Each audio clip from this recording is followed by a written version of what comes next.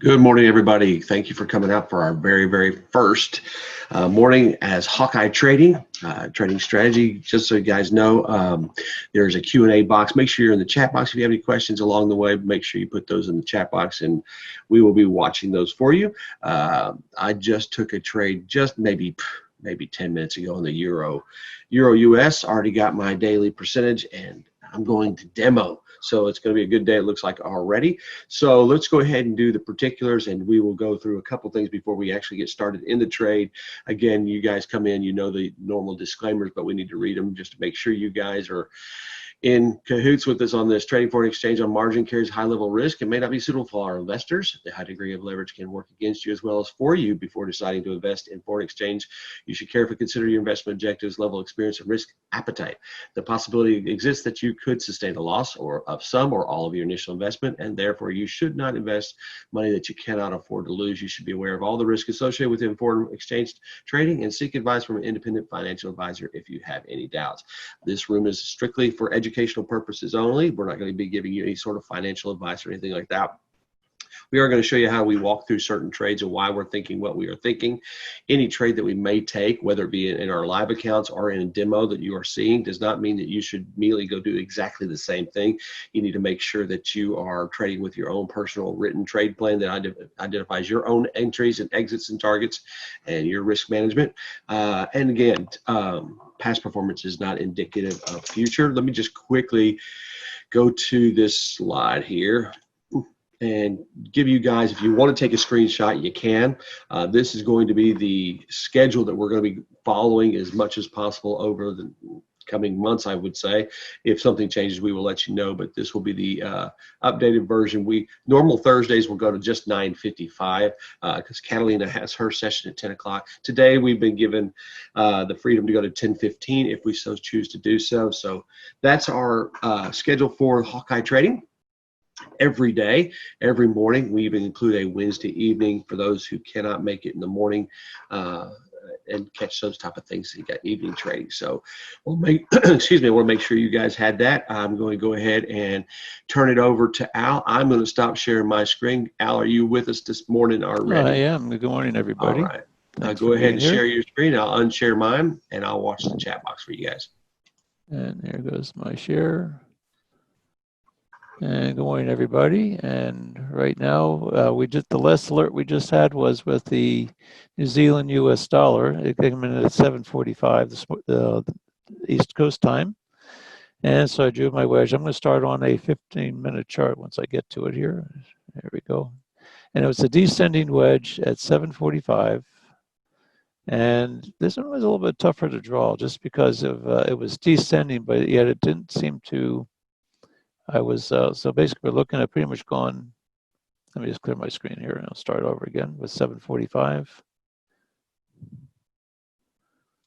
And it was a descending wedge. So generally speaking, when it's descending, I'm going to start with I use the triangle tool. And I start at the top to draw the wedge, and I'm looking for the slope coming down. So I'm going to start here. And I'm looking to see if I can find 3 hits with my trend line. I'm going to come over here for my B, looking for where I can get 3 hits. And so that works pretty well. And I'm trying to find a place for my C and then bring my D down as close to the wedge as I can. And I can probably tuck this in a little bit closer. Here's where the alert was, so I'm just going to bring it right on up. I'm going to just have to accept the fact I can't get that extra little hit in that. So this will be the wedge. I'm going to go to my 1-minute chart, and I'm going to try and fine tune it. And so I'm going to bring this. This is the 5-minute chart. Just going to sometimes makes it a little bit easier doing it on the 5-minute first. And here's where I tucked it in. Right here's where the line is the opening candle of where the alert was. So when the alert happened, I can't really look at that red candle right there. So I'll put my C right there, move my B over here, and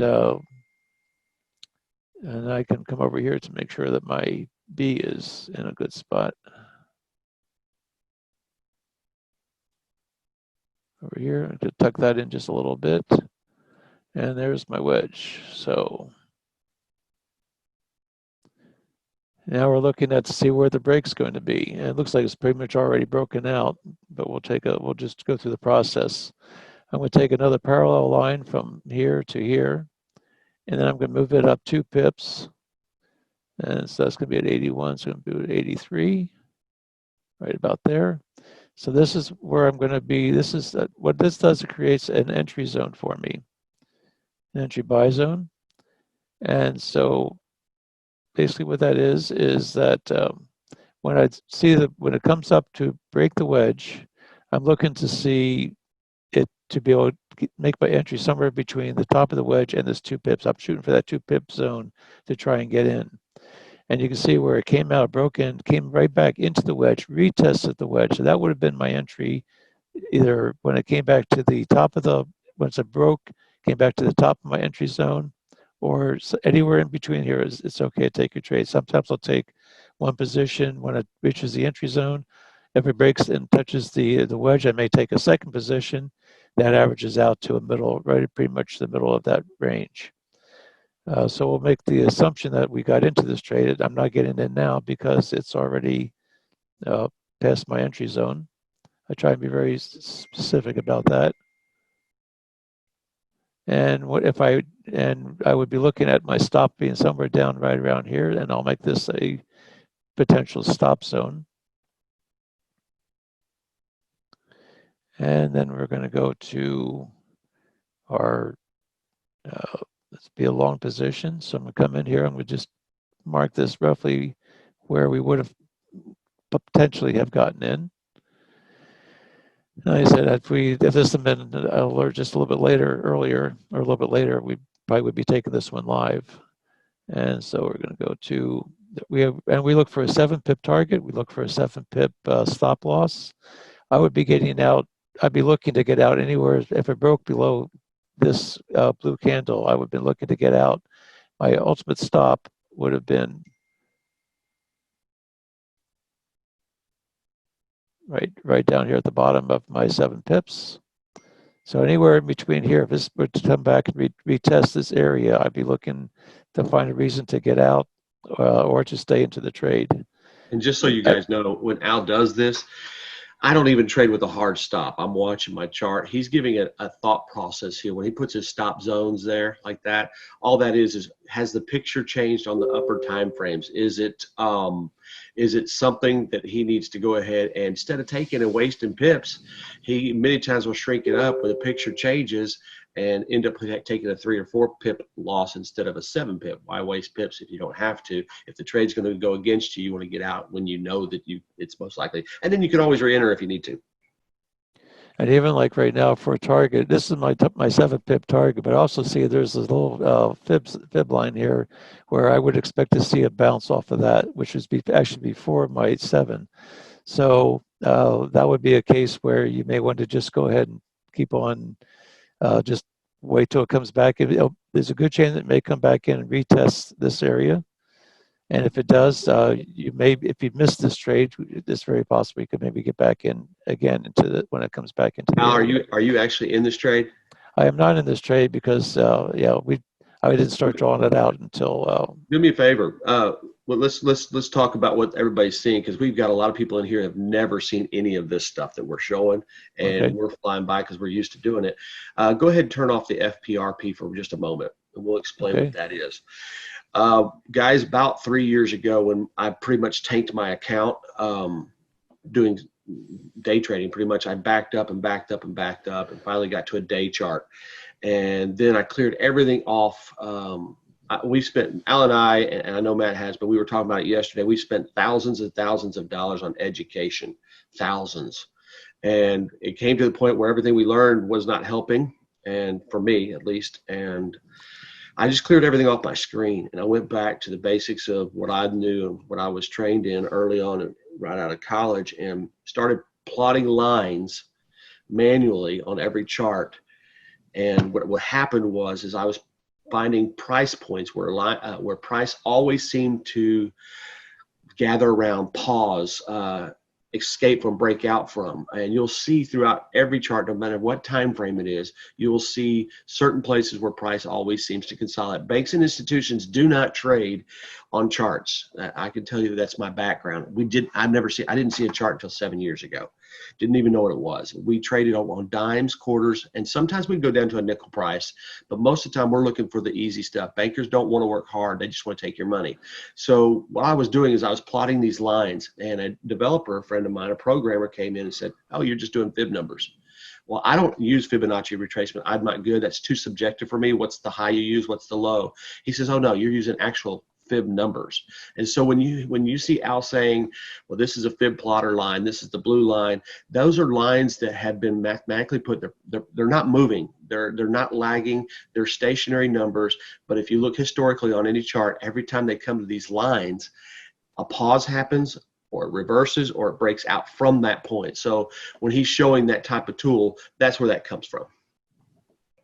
Thank you, Brian. But we're also using TradingView, right? So I don't know. There might not, maybe not everyone's using TradingView at this point. It's one of the easiest platforms for this. I can tell you that. Yeah. I chart on TradingView. I trade on my MT4. So Right, all my because column is on TradingView. yeah, one thing with TradingView, a lot of times they won't support the broker that you have, which in our case they do not support the broker, but the charting is such, and the prices are close enough to where you can still take the trade. We usually have a little bit better spread than we can perhaps show on the on our. But this is basically taking a feed off an Auvoria account, which is a U.S. broker. And so that's where the feeds comes in, but we actually take the trades off of an MT4 platform. So you can see right now, this thing's just sort of lollygagging around in here. It can't really quite make a decision as to which way it wants to go. Now, the other thing we do have, and we do use quite a bit, is the, we call it our RCS tool. I call it Magellan. It basically gives us a good indication of which way this thing's going to go, a direction. And what it does, this thing compares a series of 8 different currencies, and they plotted it against each other to see which one's the strongest and which one's the weakest. So right now you can see of those 8, the New Zealand dollar is the strongest of those 8 pair, and the US dollar is the third strongest or third weakest. So with that in mind, the fact that the New Zealand dollar is the first currency of the pair New Zealand USD, if the New Zealand dollar is strong, we're looking for it to break to the upside, which you can see which it's doing. And I like to see at least a 3-point spread on this. And if I can get a 3-point spread when I get into the zone, then I'll usually go for the trade. And you can see it's strong on all 3 time frames. And it does vary on the different time frames. It's set to a time frame analysis. And so right now we would be in the trade. And we're just looking for it to come to the upper part and see where it hits our target. You can see where it kind of rallied a little bit, pulled back. Now it's just been going sideways, and if it breaks the sideways, it's probably a good chance it's going to end up into this area where you're going to see it'll probably get a little bounce off of here, and then it will probably drive on up to it'll start looking for this next area up here. We use 7 pips because in this case, each one of these lines in between are 7 pips. The blue to the green line is 7 pips. And there's a series of 3 sections, which is 21 pip, which would be a 21 pip range. And so here, if it does pull back to the top of your wedge, then we could potentially get a pretty nice entry. But if you did miss the trade, don't worry about it. It's not the last trade in the Forex. There's going to be other trades. Don't go and chase something just because you want to take the trade or whatnot. That's one of the worst things you can do is get in late and expect to make the same amount of percentage. You'd have to use a bigger stop loss, right? If you can talk about that maybe a little bit for maybe some of the people who haven't really traded a whole lot and maybe they want to understand how stop loss actually can affect your total amount of profit that you can make. Well, one thing about it is that when you, like I said, we use a 7-pip stop. And that seems to work pretty well when we get it to the wedge break. Now, if the wedge broke over here, here's where it broke. And so we actually took our entry. If you can follow this little line right across here, that's about where this candle broke, closed above. And so we need to, we use 7 pips because that seems to work out pretty well. We go for a 7-pip target, a 5-pip stop, and a lot of that extra, ideally we like 5 pips, anywhere between 5 and 7 pips. The extra couple of pips basically accounts for the spread. And so, but if you don't get a good entry, in other words, like if you gauge your entry from the wedge, you're going to lose a pip on a pip or two on the spread. So your entry may not actually be until the top of where this by 2 pip range started. And so that's going to affect your target. It's also going to affect your stop. If you didn't get in up until like over in this area, then your stop's going to be. But you also want to keep your stop out of harm's way. And so normally 7 pips will do it. Usually especially on a 1-minute chart, you can usually get a pretty good indication of where these bigger candles are, and you want to try and keep the stop below the beginning of where like a big blue candle or a series of candles. For example, if I were to expand this out a little bit, you'll see that this was a nice series of blue candles. It started down here. So I'd like to have my stop below, right, a little bit below that, which you can see that's where it is. And that's where a lot of times you'll get that 7 pips. Because these things, on the 1-minute chart, it will move in usually 3 or 4 pip areas or candles. A 7-pip candle is a pretty strong candle, but you'll usually get a series of candles. So that's why you'll see that's why I started my stop zone right here, pretty much at the bottom of where this move started.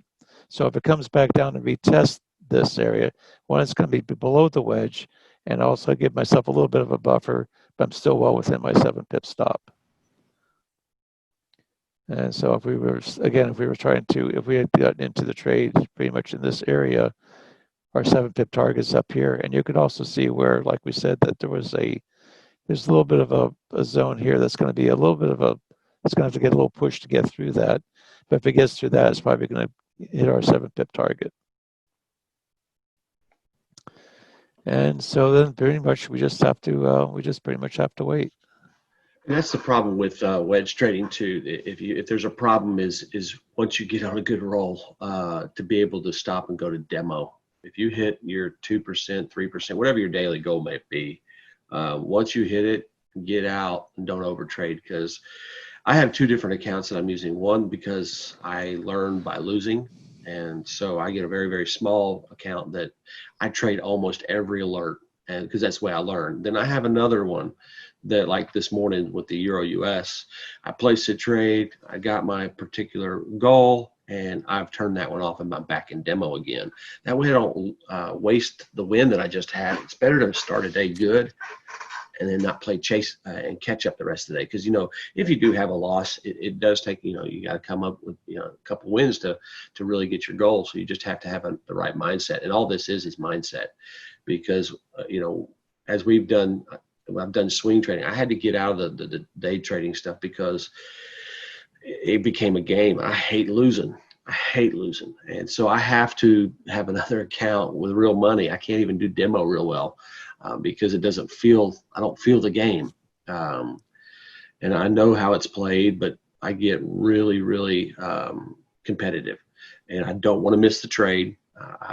So the little development that we did here, where he has this little 2-pip entry zone, that's something that I came up with because when I felt like I was waiting for it to touch the wedge, and I never would wait for it to get down there. And I would get in a little bit early, but I found that just that little zone made me calm down. Anytime it's in there, I can push the button, and then I have no problem once I push the button to get in, I really don't have much of a problem after that. It's the entry that I have a problem with. Yeah, and one thing with just to give a little bit of an idea of what some of the things we look at in this room while we're sort of waiting for this thing to stop going sideways, because right now it's just it had a nice little rally up. Now it's just going sideways. But if it breaks, and usually if you hit the longer the sideways motion, the bigger, the stronger the next move is going to be. And it looks like it's starting to think about doing that. We have a couple pairs of RSIs, and we have two different zones we look at. We have the middle zone right here is where the RSI is at the 60 and 40%. And then we have one here at the 89, and we have another one here at 11. And you can see that when this thing came up, right where the two came up out of the 40, this is the no trade zone right in here, this area right in here, the 60-40 zone. But when both of them come and start breaking out the top, and you can see where that's where this thing broke the wedge. This would be the first possibility of getting in. I'd like to see a little bit more of a break than just a little wick. So that's why I usually like seeing at least a second candle or a little candle followed by a red candle, and then a red candle then followed by a blue. That's a little bit what we call basing, and that's basically means that it had a nice push up, came a little bit of pullback, pause, and then took off again. So this is a very critical zone right in here. And so this is why I wouldn't have had a problem getting in the entry had I been able to be here for that. It did come, but it did go up, and it did get from like this entry, which would have been like right about here, to the top. That would have given you that. Even though it looks like a big move, it's only 2.5 pips, which basically have just been barely positive with your spread. But it does give you a pretty close shot at your target, which is 7 pips way up there. So that's what makes it a good entry. And as you see, as spacing, everything came right back down into the middle. Now, and then the 3 lines down below here are basically, it's a whole moving average. And what that is, it's a moving average that changes colors when it changes direction. And I have it on 3 different time frames. There's a 15-minute, a 5-minute, and a 1-minute, which are the 3 time frames that we use. And you can see that right when this thing broke, everything was green. So that says in all 3 time frames, the moving average was in agreement. The other tool that we have is I explained the RCS. The other one is the moving averages. And these are basically a series of 3 moving averages. And they are, I have it on all 3 charts. And it's a 5 exponential moving average, a 13, and a 62 exponential moving average. The only thing difference between the 3 charts is you'll see that it has the same moving average on all 3. The only difference is you'll see that the 62 is a different color, and it changes colors as I go from a 15. Because it's purple when it's at a 5, and it's white on a 1-minute chart. And that's just so that when I look at the chart, I can automatically see what color which chart I'm on, and it gives me some consistency with our tools as we look at people send in their charts for analysis, and we do that. If you have a wedge alert that you saw, and you want to see, did I draw my wedge right, or did I do this right? You can draw it, and that way helps keep things consistent for us. When we look at the chart, we say, oh, he's on a 15-minute chart, and he's describing what he's doing on the 15-minute chart or sheet. I like what you're saying. I saw that. I really like what you're saying about consistency, because it's not about getting the big runs, or it's whatever you can duplicate, whatever you can do over and over and over again. That's what's going to bring you success in the Forex market. So I had these turned off for a reason here, but I'll put them back on here. The MRSI is just a proprietary tool that they overlaid 2 RSIs over the top of each other in one form. It's just a multiple RSI setting. One, as Al mentioned, was for the 3 period, one's for the 8 period, based on the 60-40 and 89-11. That was a question in the chat box. And then we also overlaid on the same indicator, we overlaid the whole moving averages on the bottom. So we're not seeing the actual cycling of the whole moving average, but you'll see the color change. And understand, guys, if you're using the TradingView as a free tool, you only get 3 indicators at one time. So our friends developers created these things where they combined several that could be combined into 1. So you're actually looking at 1, 2, and 3. The RCS, the MRSI, and the MMA. Those are 3 that you would mainly use. Obviously, we use the FPRP as well. You can see why we use the FPRP, because right now in the 1 minute chart, it can't get past that fib line. It will, but because the RCS is telling us across the board. Now, when Al goes through that RCS and you look at the bottom, you see 7 and 1 and 7 and 0. On the 1 minute, it can flip. That's normally your pullback time. So don't freak out when that happens. That doesn't tell you not to take the trade. You definitely want to be looking at the 5 and 15. If 15 is starting to flip all over the place, then you might not want to take the trade. Yeah. But these are all just confirmation tools. Yeah, on a nice steady run, if this one's at a 7, this one's at a 7, this is good. This could very well potentially be a very good trade as long as this stays, because that's what it's saying, is that the New Zealand dollar is the strongest of all the 8 currency pairs that we look at, and we're looking at pretty much the ones we look at are the British pound, the euro, and and the Swiss franc. That's the European currencies. Then you come over to the U.S. and we have the U.S. and the Canadian. Then you go over to the Asian market where you have the Australian dollar, New Zealand dollar, and the Japanese yen. And those are the 8 pairs that that tool is constantly looking at and comparing on different time frames. So, and as long as this thing's at a 7 and everything else is, like this is a 7, this is at a 1, you would not want to take this thing short because you just have too much upward pressure. And you also see that the RSIs are out of the middle zone on both of these, all 3 charts, and you can see where it's starting to push to the upside. So right now, if you're in this thing long, you'd be in a really good possibility to get your target. Andrew, your question, how can we access these indicators? We are in negotiation now with Auvoria Prime and both developers to figure out how we can make these available to everybody. Just stay connected on the daily basis, and we'll keep everybody up to date as to how and if and when these things become available to where your charts can look exactly like Al's chart, because that's the key. If you have a guy who's crushing it, you want to imitate whatever he's doing. So we're trying to get that all ironed out for everybody. So we'll just keep you guys posted on that as well. And just to help, if you really count all the different indicators that I have on this, this is one, the FPRP, that's our Fibonacci. We have the moving averages. This one contains actually 4 different moving averages. So that would be, so if you were to have the same charting that I have, it would be right in this upper part alone, you would have 5 indicators. You'd have, what worry about this? This is a different one. You would have the MSR, which is the 2 Fibonacci's plus the whole moving average. So that's another 3. So you're looking at 1, 4, that's 5, 3, that's 8, and then plus your RCS, that's 9.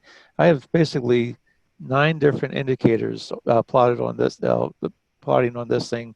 And if you have the free version of TradingView, you're only going to be able to get was it 3 or 5? Yeah, something it's like 3. That. So it would if and you only get one chart with the free version.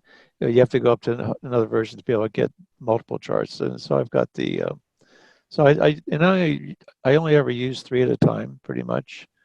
And usually I'll just look at the one as I expand it out. Yeah, we might get a retest of the wedge, eh? Yeah. And notice the RCS flip, like I was telling you guys, that's not a panic point. When you see the US flip that high against the Kiwi, that's not a panic point. That's just a normal retracement. Look where it's been rejected though. Right here. And then look where look at the current price is right now at 65.85. Look how often it's on the 1 minute, how that price right there has been there. Just look back 10 minutes ago. It just ranged right where it's at right now, except we're back testing that area that was once resisted, now becomes a demand place. I would expect to maybe further move down or pop right up. Yeah, I don't think it has very much.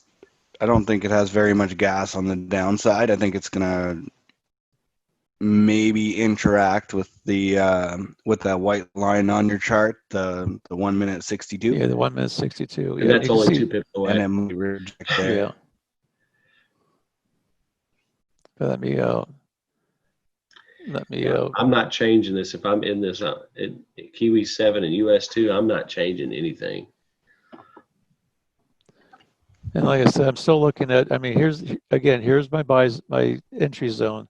So it would not surprise me for it to come all the way down into this zone. But one thing that you have a little bit of support is one, you have the wedge, which is which is a trend line that was broken.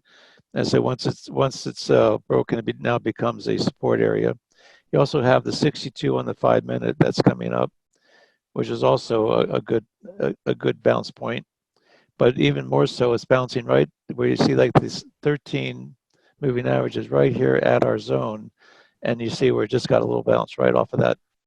That could have been another entry. Well, let me see if Yeah. I can. I'm gonna take this in a demo if I can get it. It may be too late now. Let me see if I can get this thing set up. You see how fast it moves, and that's why we like the lower time frames. That's why we enjoy entering. It does take a little while to get used to it, to entering on the lower time frames, but that would be my second entry. I wouldn't be risking the same amount as my first entry if I was not already in the trade. We you know, you don't want to double risk in one trade. You don't want to be risking 4% of your account. That's just not, you know, it's not a wise thing to do at this point. I'll see if I can show you. I want to show you a little bit of something too, as far as when you take the trade, how the spread's going to affect you. So right now you can see where the price is at 65.85. I'm gonna hit the button to take the trade, and you see where I got filled all the way up here because that's your spread. So you're always going to have pretty much, and right now the spread on this is a 2.2 pip spread. So you have to keep that in mind that when you work on 2 pip zones and you have a 2 pip spread, you have to allow for that because now the actual fill is right actually here. My stop is still down here. I have a 7 pip stop. My target is up here for 15. Now I'm going to pull this back down to where my original target was. And you can see that's right now it's only going to be almost a 5 pip target if it comes right down to that target line. Andrew asked a question. He said, is not this chart a little wicky to trade? Me, not for me. But that goes back to subjectivity and what kind of trader you are. I would say Matt doesn't like wicks. They don't bother me. I look at where the price is at for me. What's the picture look like? And by the time I would have got in, I'd have been in probably right where Al's initial was. It's only become wicky recently, but we expected that based on the indicators we had on our chart showing us that we would expect it to be rejected exactly where it was rejected at. And if you go to a 5-minute chart, this is, I mean, it's pretty tight. I mean, that goes back to, yeah, that's just a real subjective question. Is it too wicky?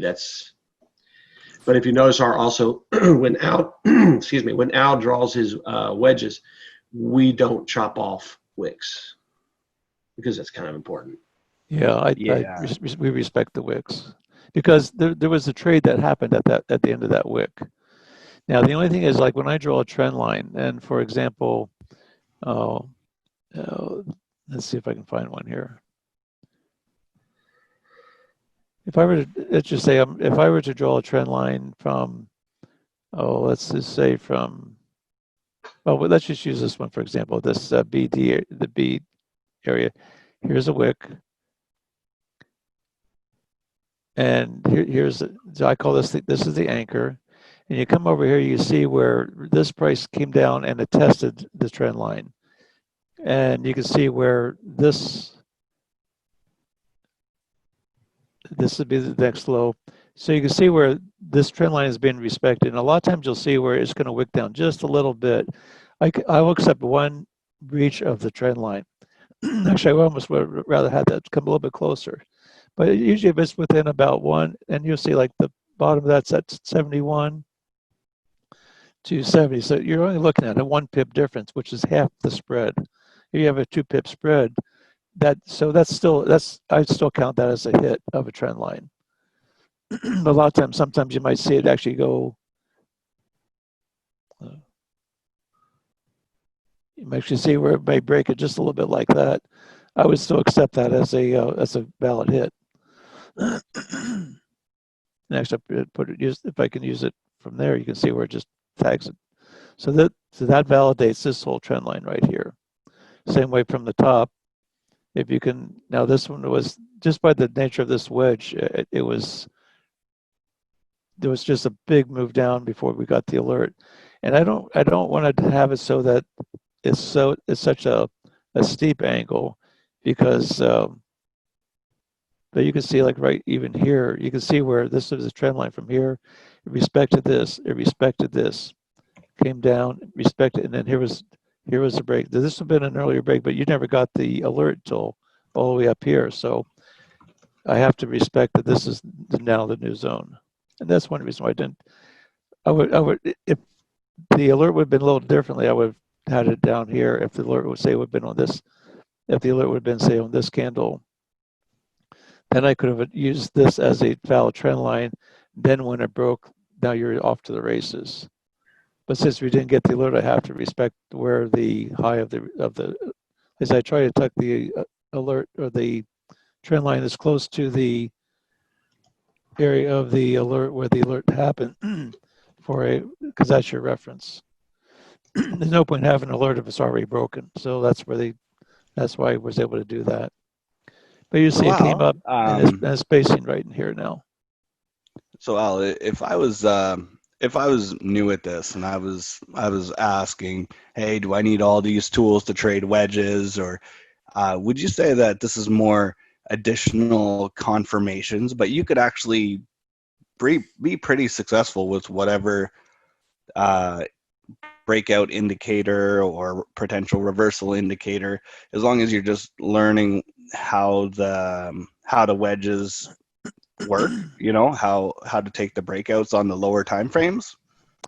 I would say that you can just trade it with just looking at trend lines, because that's basically all these wedges are. It's just a series of trend lines.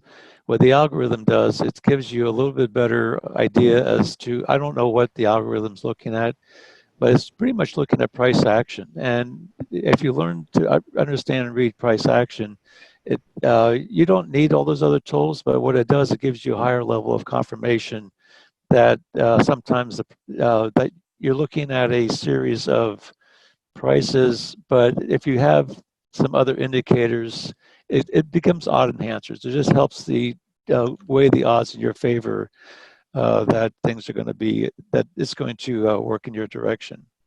Because being able to determine direction is probably one of the hardest things of trading, is knowing which way is it going to go. And that's one reason why we really like this RCS tool, is because it gives me an idea of where the strength is relative to its opponent, which is the opposite currency pair.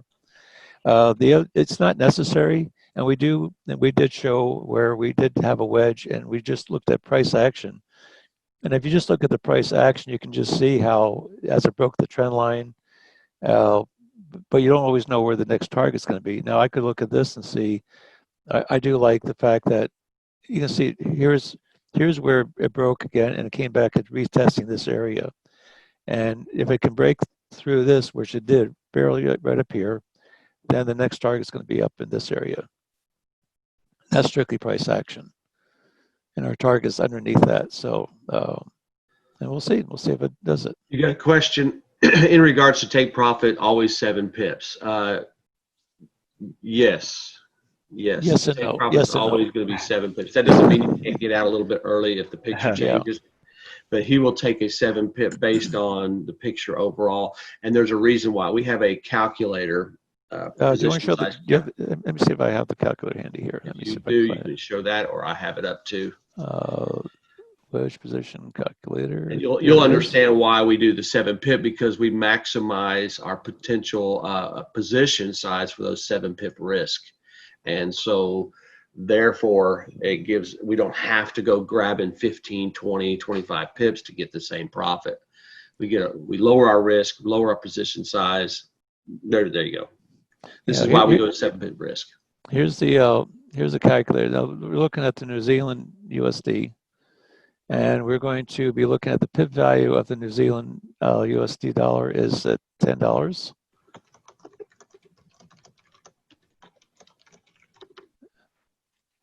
And so we're going to be looking at, for example, let's say you're starting off with a $500 account. What we do is we risk 7 pips. And we view that as 2% of the account. So in other words, for a $500 account, we're willing to risk 2%. So basically you're risking $10 on the trade. In order to risk $10, you need 7 pips. Now I can change this to 70 pips, and it's still going to be $10. But take a look at this lot size.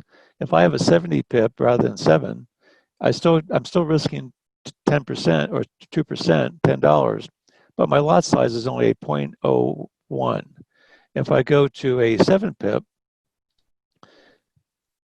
now my lot size is a 0.14. So basically I can have almost like 14 times the lot size for the same risk. So we kind of consider this to be our profit regulator, is that the tighter you can keep your stop, the higher the lot size for the same amount of risk. And so this is one reason. And if someone would have told me a year and a half or 2 years ago that you can trade the Forex with a 7 pip stop loss, I would have told them that they were crazy, because you can't do it. With this method that we're doing it, we do it every day. And if you go for 7 pips, you get your 7 pip target. You just made 2% on your account for the day. And if that is let's say you have a $5,000 account, 2%, you'd be risking $100 for the same 7 pips, but now you're looking at a 1.43 lot size. And if you can do that every day with a $5,000 account, you're looking at 10% a week. And if you do that for 2 years, you just became a millionaire. Yeah, it's phenomenal, right? That's where all the power is. And you can do that through consistency, through doing the same thing over and over again. Kind of monotonous, robotic. When your trading gets boring, then you're close to where you got to be. Hey, Al, you marked up your chart. Can I share mine real quick? Sure. Yeah, go ahead. I'll stop. Yeah, we had a question about that wedge, how we drew it. Yeah, that's what I was going to show. Okay, perfect. Yeah, perfect. Yeah, messed that up. His chart and his notes. So this is the euro pound. Normally we get alert on the 15-minute. Because I'm in replay, I wanted to show this replay. So how we would draw our wedge is I think it was a ascending. Let me see. Descending. There's a descending wedge. Descending wedge. So descending wedge means, and you can use lines. There's nothing wrong. You could draw a trend line and draw a trend line. There's nothing wrong with that. But what I did is Al uses what they call the triangle tool. It's right here. You just click on triangle tool. And because it's descending wedge, you pick the highest point to start with. I'm just going to randomly go here because I haven't checked this. And then you go to a low point. And then you go to a high point, and then you draw it down to where, let me get that connected. I'm going to pull this back. Normally I won't pull my D back that much, but this is pretty much, I'm going to fix this up and clean this up, but actually I could probably. As you on the 1 minute chart too. Yeah, I'm on a 1 minute chart. Normally I wouldn't do it here. I would do it somewhere else on a 50, but this is what it generally looks like. And so you have the descending line, and I've got my alert that happened here. And I'm really going to snug this up next to here. And you can see how you have those hits on that upper trend line. I'm trying to get as many, like Al was talking about, as possible, and I have as many down here as possible. And I just get that. I like to snug the C as close into the wedge alert as possible. And I'll blow that up. And basically comes like this.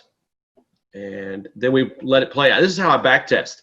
I don't want to know anything. I see the U.S. is stronger than the euro. Now, this is only the 1 minute chart, so I can't rely solely on this because it could be a pullback. I watched this as well, and I just played through. This is the one I had right before class started, and you'll see exactly where I got it. And here's your alert. So the alert just came in. I missed the first try at it. Al actually mentioned that he did it. And you can see how it's still, and the further it goes into this wedge, the cool part is the tighter it gets wound. And it also makes it easier to hit your target. So when you're back in here, it doesn't mean you won't hit your target. You can hit it pretty quick, but when in here, it's really the rubber band's getting tight. And so now we're at a point where I would be paying attention. I would normally had drawn my parallel 2 pip line. I see where my target's at. That's very feasible right now. And I'll show you what happened. That pulled away right from the trend line. So that trend line, that wedge is still being protected. Now, this is where I would have got it initially, my first one. Al would not have it. Would not got far enough for him. I'm a little more of an aggressive trader though, and I'm cool with that. I came in. I'm still in the trade, still in the trade, because 7 pips is down here. Now it's popping back out. Now Al would be, again, if you're following Al's style, he's now looking really to go a little bit higher and then a red candle in there. That would be where I got in. And that's exactly where I got in this morning when we were all, matter of fact, Al and I were prepping the room when I actually took the position, and I took it right there. And so let me get that out of the way. You'll see how it played out. I love TradingView for the fact that you can go in here and play it out. Because everybody can win hindsight trades. Everybody can win hindsight trades. I back tested, and when you know what's coming, it's easy to say, well, I would have done this. I actually did this. And I still could take that entry if I had missed it. It's not a big deal because it looks like it could come back. Right there's another good tag. Yeah. That would have been a good one because oftentimes it gives you a couple opportunities. If you miss the first one, a lot of times it gives you a second opportunity. All of this is inside that zone that Al was showing us. All this is fitting in there. So anytime you could have gone into this one.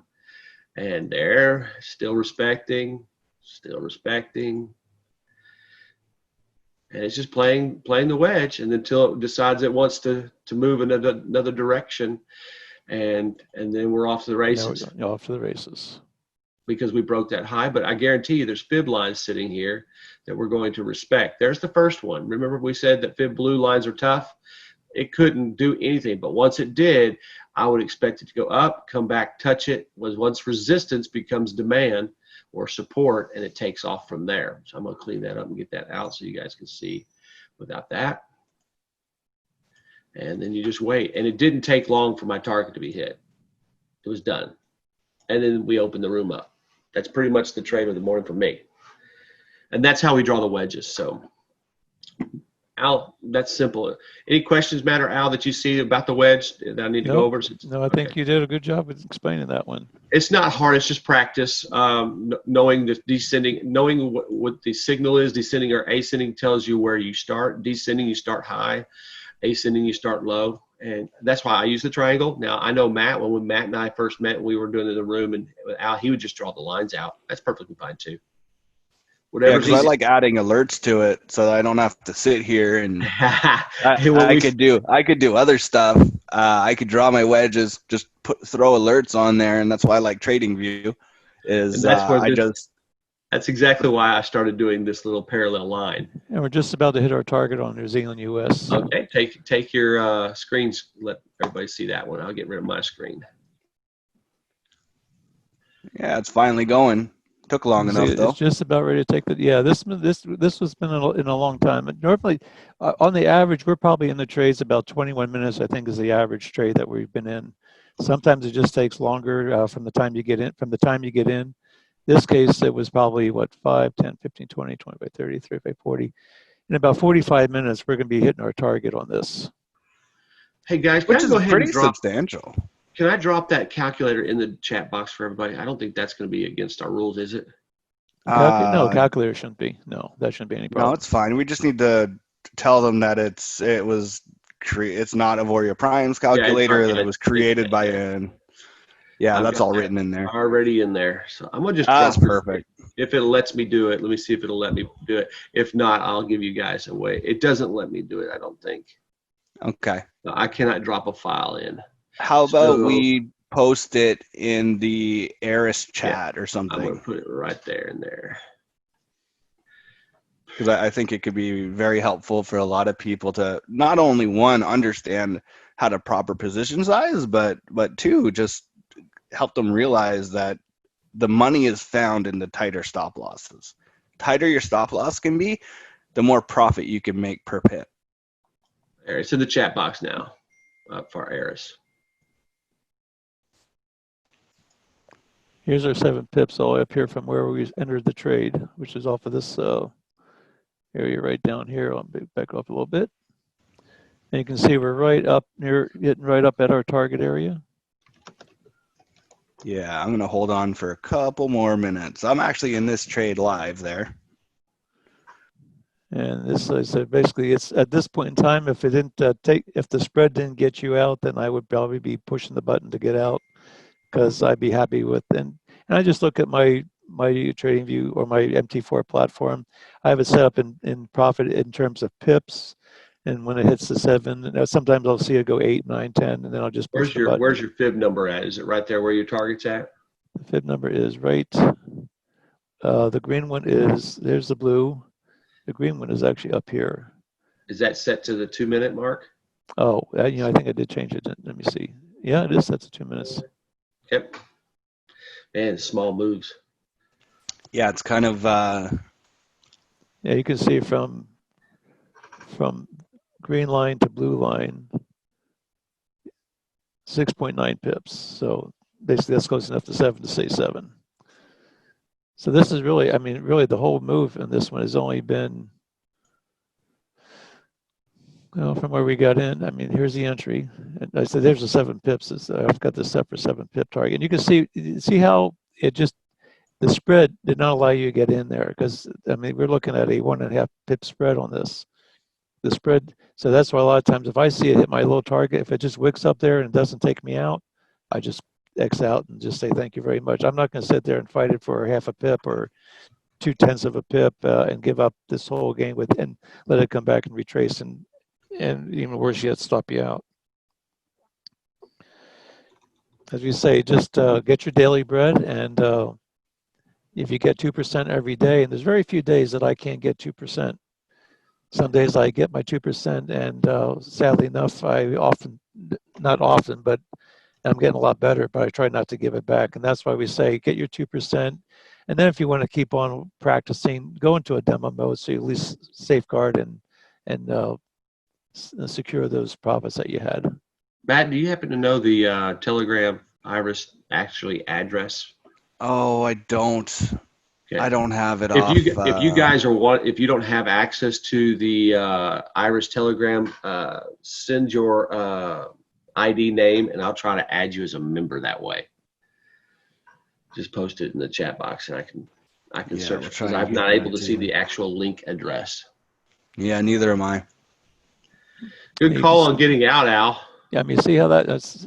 I didn't take it out. I just want to show you how close it came. It actually went through my target, but here's where the entry was. So I needed 65.91.5. It went up to 69. So basically, because it didn't make another 0.5 pip, look how much I would have given back. It's just not worth it.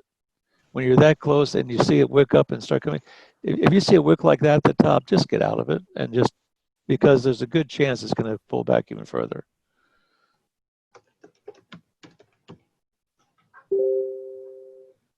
And worst case scenario is you lock in your profit. Best case scenario is you get out and it gives you another opportunity to get back in down here. But it would have to come down and retest this wedge before I would probably want to do that. Or at least test this area right here where my original entry was. And you can see that we have a couple candles where, here's another spot where it actually took off from it. So we had some, let me just move this over here a little bit. You see how it's bouncing off the 1 minute 62? Yeah, exactly. Now these things have hooked over. They have hooked over here. And you can see how far down this thing came up. But this could very well be a retracement. If I look at all my time frames, I have the US is strong, but here, this is, we have a 2-point spread here. We have a 5-point spread here. So that still tells me that the pressure is still to the upside. Now that's not to say you're not going to be able to get filled up here eventually. But again, do you want to, I call it, how much emotional inventory do you want to pay for that extra 0.5 pip? Because right now you're saying, oh man, I should have gotten out because look how much it came back. And now you're going to go say, oh, well, I don't want to lose on this trade. So now you get out here. And then guess what happens? It goes right back up and takes it out. Emotional inventory. Go for the 7 pips. It's not worth it. Go for the 7 pips. If it gives you, take your profit, put it in your pocket. And if it gives you an opportunity and you want to take another shot at it, well, go ahead and do that. But just make sure that you have your stop such that you're not going to give up all your profit. You may want to move your stop back up yet. Oftentimes, if you just leave your stop alone, you'll find out, especially on a bigger run, just leave the stop alone. And if it's good down here and if it keeps on tracking, and then you could do a trailing stop, which is another thing that you can always do. Now this there's pair, so the New many Zealand ways to US, do that. the New Zealand US dollar, this time of day, I wouldn't consider to be its strong time of the day. And you see it doesn't have a lot of volatility. But it's a nice pullback right to your 62, your 1 minute 62. It came back, and you can see like on the 5-minute chart. A lot of times once we're in the trade, I like to move to the 5-minute just because it doesn't play with your head so much. But you can see where this the yellow 62 is still maintained. It came back and tagged it. It went right below this fib line. It passed it. It closed below it. But now the question is it going to come up? Is this line going to hold this red fib line? Guys, in regards to the calculator, we're going to work on that for you guys. Try to get something set up for tomorrow. That's a Trade Smart chat room. And so some of you guys aren't in Trade Smart. So we're going to try to figure that out for you guys. So we'll find a way to get you that pip calculator. Now you see how the RSIs are starting to come out of this 50-60 zone or the 60-40 zone. They're both pointing up. They're both trying to come out on this move. My New Zealand dollar is still showing strong, so there's still good reason to expect that we're still going to get our target, and then probably if we had the close above, came back, retested it, and we are. Let's see where the other. This is the red line. Let me see if I can just expand this up here so I can actually. Yeah, I don't want to do that. This number right here, this red line goes with this area, right? This label. Okay, the question in the chat box is, repeat, if it's an ascending wedge, where do you start? You start from the bottom trend line. Yeah, ascending. Ascending means it's the prices or the price action is going up. So then I'll start my A, or I'll start at the bottom and look for an upward slope. So like in this case, it was, and then descending, I start above with a high point and I move. I like to have, so descending, I have my AC at the top and my BC at the bottom, BD at the bottom, and that's for a descending. And if it were ascending, I would just do the exact opposite, where I would start my A down here, my B, look for my C, and then have my D in there. And that would be ascending. So this one might be up a little bit higher. And a lot of times too, you might just flatten it out at the top. If you can't find a good spot, just flatten it out at the top. But you're looking for an ascending, be looking for it here, look for a hit somewhere in between, and then the C. And that would be my main line. And then if it breaks the top, I'm off to the races. If it breaks the bottom, then I'm off to the races. And then I said, so that would be ascending, and then descending would be just the opposite, where I would be going with and this would be descending. Start my A down there, look for a B, find my hit in between, in the middle, and maybe flatten it down. So I'd try to have a hit here, and I try and get hits on both ends. You know, descending, it may actually be a little bit more like that, but I usually like to have at least flat on the bottom if it's descending, or at least flat on the top if it's ascending. That answer the question? I think you got it. Hey, Al, we're right up on the hour. We want to take a quick coffee break. Let's take a 10-minute break. We've got, and that'll get us back here. Let's say 15-minute break, and we'll be back in time for the U.S. market open. That'll be great. If you have any Super. questions, put them in the chat box. I'll still be sitting here doing some extra work here. So if you need me, let me know. And I'll stop Otherwise, sharing. go get you a cup of coffee or something. I'll share the break screen that way that everyone understands we're on break, just in case somebody pops in a little bit late. And then if you have any questions, just let me know.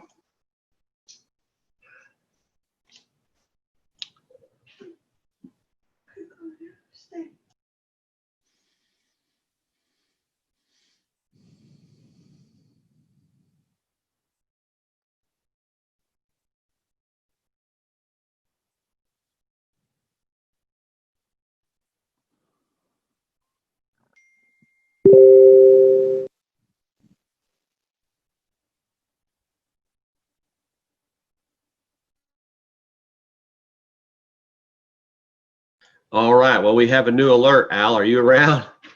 That was fast. It was very fast. We just US cat again at 9 o'clock. Go ahead. We'll take that break later on. Let me stop sharing. That's great. This is super. That's hilarious. Make sure you Guess share. it wasn't time for a break. We'll probably wait till 5 minutes after the quarter hours so we can. That's great. Share your screen. Make sure you're sharing your screen. There we go. There we go. That's All hilarious. right. Just stood up. Literally just stood up. That's funny. Okay, so let's see. I'm just going to start this with a fresh chart. We had an alert at 9 o'clock. This was a nice. And the alert was, it shows it's a 9 o'clock descending USD CAD. So I'm going to go to here. Descending, I'm going to start up at the top. I'm going to look for a nice pivot point. I look to see where the last pivot high and pivot low is and pretty much start from that area. So it's descending, so I'm going to start my A here. And you can have the B here. You can pull it back here because all you're really doing is you're finding an AC line and a BD line. So I'm going to put, I'm looking at this might be a hit off of that point. So I'm going to put it right there. And I'm going to put this down here at the bottom. It's a flat bottom, isn't it? It's pretty flat. It's got a slight descending slope to it, but you can see here's that one hit I was telling you about that I try to, I allow one small hit. This thing's just starting to break out of the top. Our US dollar on the 15-minute chart, the US and Canadian dollar are really kind of fighting for last place. Right now, the Canadian dollar is the loser on a 15-minute chart. I like seeing a 3-point split on that if I can, but we may not be able to get that. And sometimes that's just the way it happens. I'm going to go to my 1-minute chart and see if I can tweak this up a little bit. I'm going to tighten this one up. Ruben said he already drew this. That's because he's been with us long enough. He's kind of seen things. Congrats, Ruben. I'm going to tighten this one up over here a little bit, just to get it a little bit. And I might be able to snug this up a little bit more, but I'm just going to keep this right here because I like that one better. And it's already starting to break the top. I'm going to. Does that bottom line not bother you, having all the breaches at the bottom on D? Yeah, I didn't really see that. Thanks, Byron. I'm going to get this right back in there. That's a little bit better. That way I have a hit here. Let me see what the A looks like, or the B looks like. That's pretty close. Yeah, good. And actually, the fact that there's a hit, that's close enough to where I'm just going to go ahead and pull it, tighten it, squeeze it over just a little bit. If I could widen it out here so I can see it.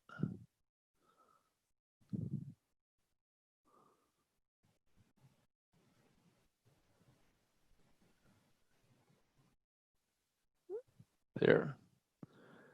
I'm going to hurry up on this one. Get my trading platform set up so I'm ready to go if I do decide to take this trade. Look and see where my 2-pip area is.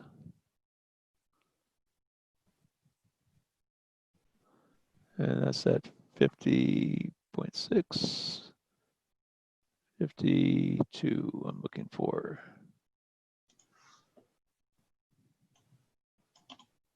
Let me see here.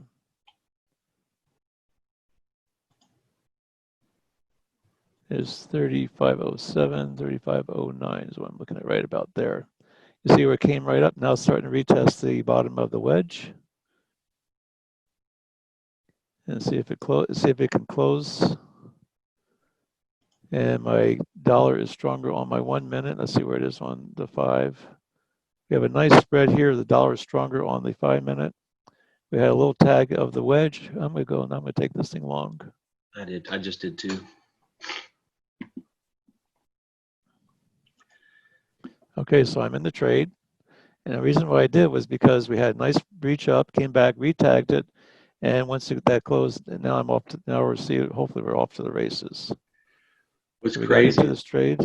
The entry is right at the blue fib, and it just broke the blue fib. So as once resistance becomes demand, so we should There's my range. Good shape. Here's my target up here. This one you had to be pretty quick on. This could be good. And then we can go get our break. Then we'll get a break after this trade. Yeah. It could not. So right now we're just waiting to see if it can hit our targets. I'm gonna put my fib lines on. Here's my first target. You can see it's right here, right below where I should be able to get my 7 pips before it hits this green line. It is breaking. Here's the blue line. These are 7 pips apart. So my stop is way down here, which is pretty much, it's not at the bottom of the wedge, but if it comes back, it will be out of it before then. Right now I can pretty much have my stop. I can be using my 62 moving average. I can use that as a part of my stop zone. I kind of like the bottom of this big blue candle right here, though. I like that a little bit better. Let me widen this out so everybody can see this a little bit. And what's that blue line representing? This is going to be my beginning of my stop zone. Oh, okay. Okay, I see what you're doing.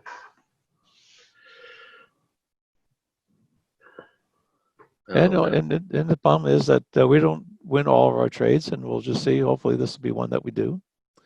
But I'd like to see where we had this thing came up, it broke, it had a little bit of a basing in here.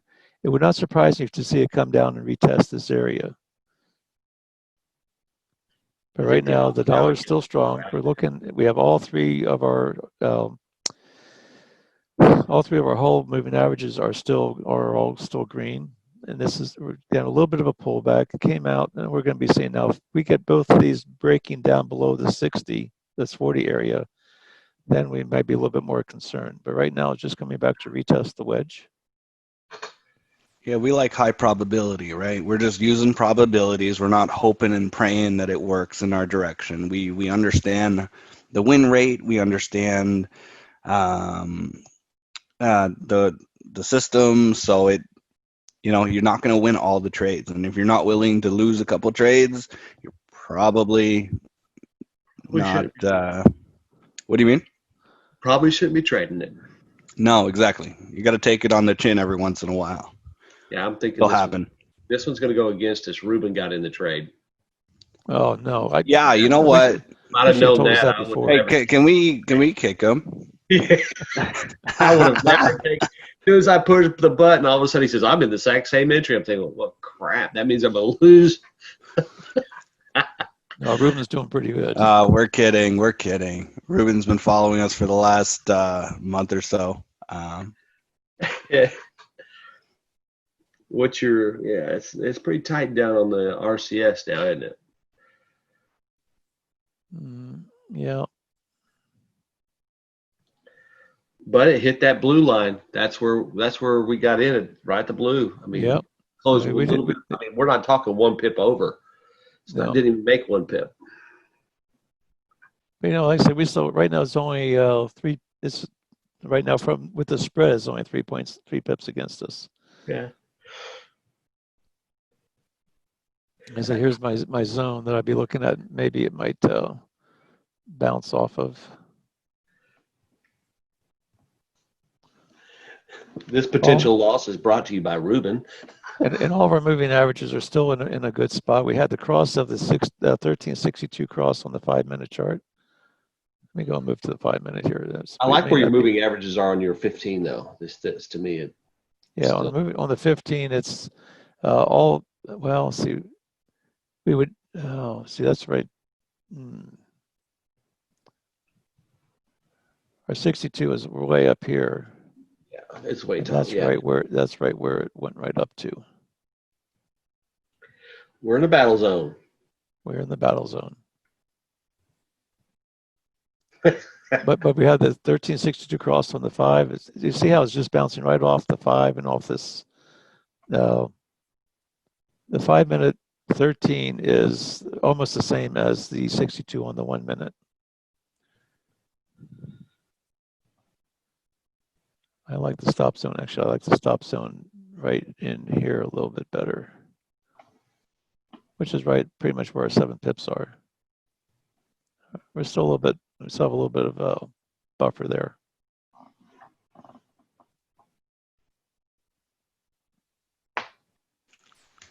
Oh, we went long on this. Okay.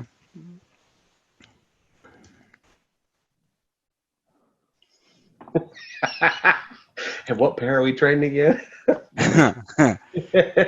Inside quiet. joke. Inside joke. No, it's just because I see something else and I'm not happy with it. So if when on UCAD when this comes up again, I'm not going to be staying in that trade very long.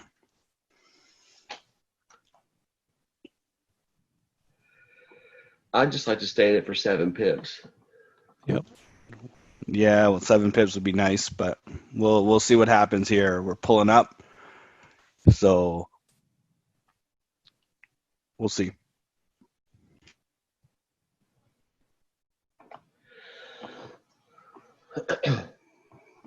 The only thing I really don't like is that 62 hanging above the 15. Right at our entry spot. Don't like that at all. I'm still okay with this one. I like to see the dollar get a little stronger against it.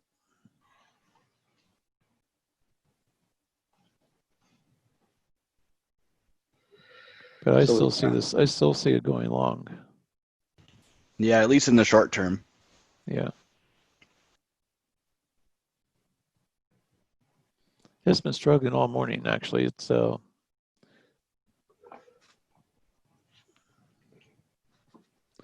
Al, would you have normally taken this had you not been in a chat room trying to show people how to do it? I think I would have. Yeah. Okay. I'd like to think that I'm taking the same trades if I'm showing it or not showing it. In fact, a lot of times the room gives me more pause to be more specific about what I'm doing. But I felt like this was a good entry here. It came up, it came back, it tagged it, went right back up again. I mean, that was a nice entry right there. And just coming back to those were the scouts. Now it's coming back to pick up the rest of the troops. Yeah, let's see how many troops come with them. And the other thing I like about this trade right now is if you look and see off where we drew the wedge, you can draw another from your D. You can take it to the bottom of this pullback. This is the first pullback. We had a high, a low, a lower high, a higher low, but now we have a higher high. So we have a little bit of a channel going on right here.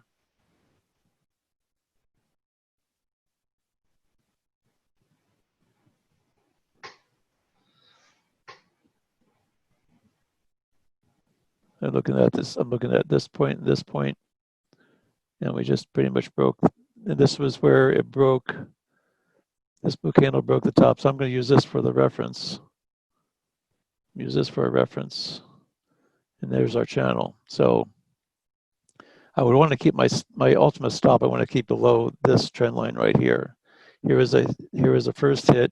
I could see it coming up, giving us another hit off of this trend line, this green trend line, and then take off to make our target.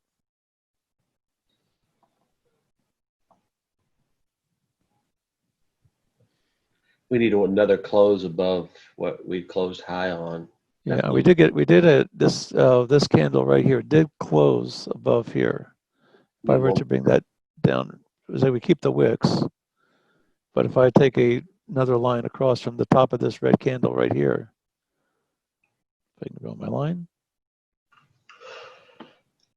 we did get a close right above that, right above that.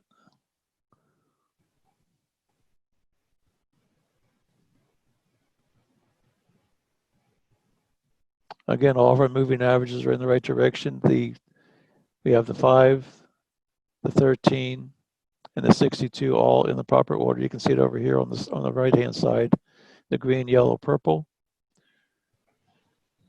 And when this 13 crossed the 62, that was a big, that's an important crossover. You see right now the moving averages, the RSIs are starting to come out of the 60 zone.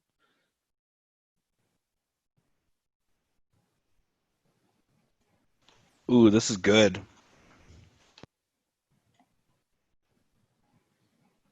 And I have another indicator that's showing that it's still not ready to pull back yet.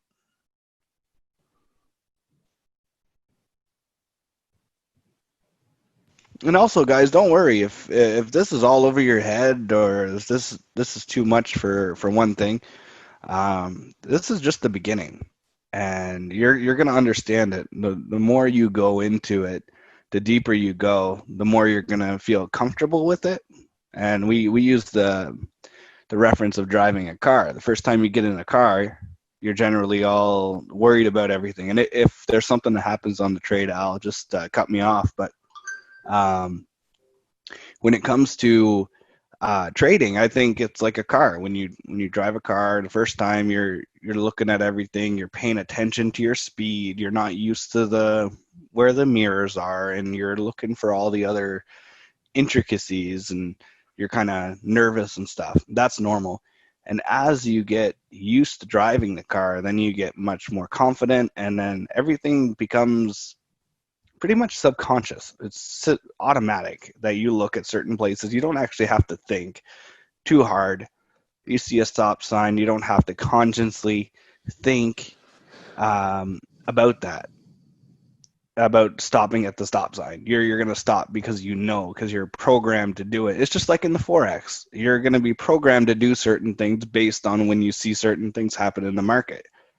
But it just takes a volume. It takes a volume it takes a lot of drawing of wedges, and if you don't feel comfortable drawing wedges yet, that's fine too. You can go back in the AIRIS, and you have like 100 pages of wedge alerts that you can go back in time and draw.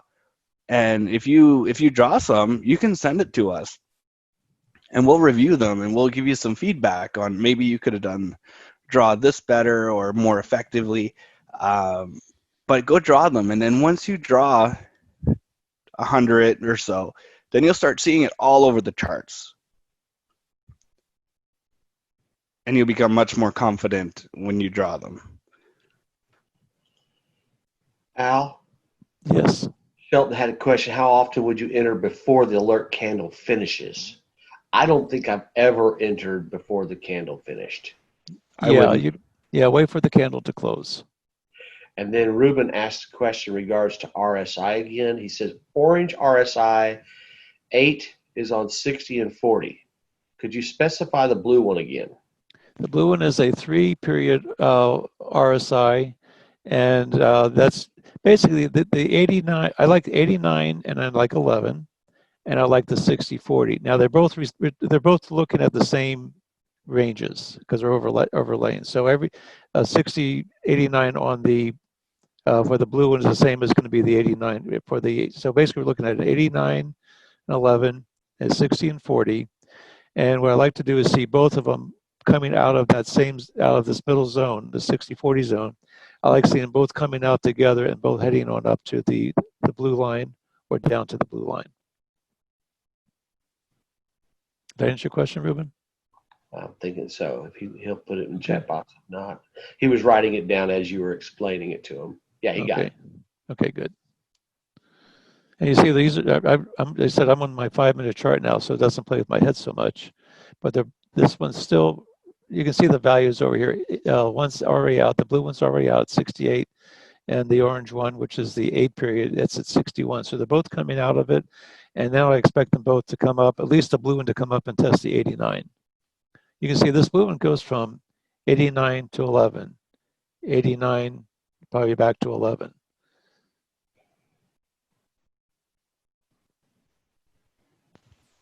Let's see if I can see some divergence here.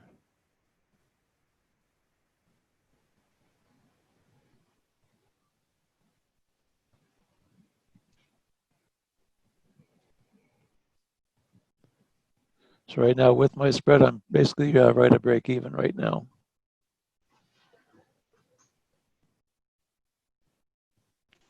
And that's why I Nick say got that's a why little. that's why we use the extra 2 pips. We have the, I mean, really, in all technical standpoint, we're going for 5 pips. We oftentimes, more often, we get 7. But like I said, anytime, any place between 5 and 7, I'll take the profit if it looks like it's stalling out. I think Ruben got a, sorry, not, but Nick. I think Nick got a little bit of a earlier entry then, because I'm still not up 2 pips at this point. So. No, I'm not either. Let's see where I'm at. I'll turn this off so it doesn't keep on. But you also see, and also you're seeing like another secondary trend coming. We have here's a low, here's a high, here's a higher low. Now we can use this once we get a higher high. So there's another little channel that's starting to develop. And oftentimes before you see it break down, you'll see the slope getting a little bit steeper.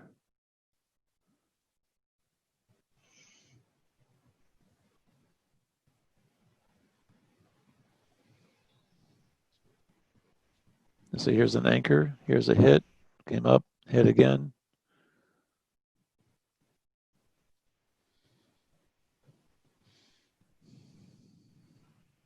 That blue fib line is sitting right there. Yep.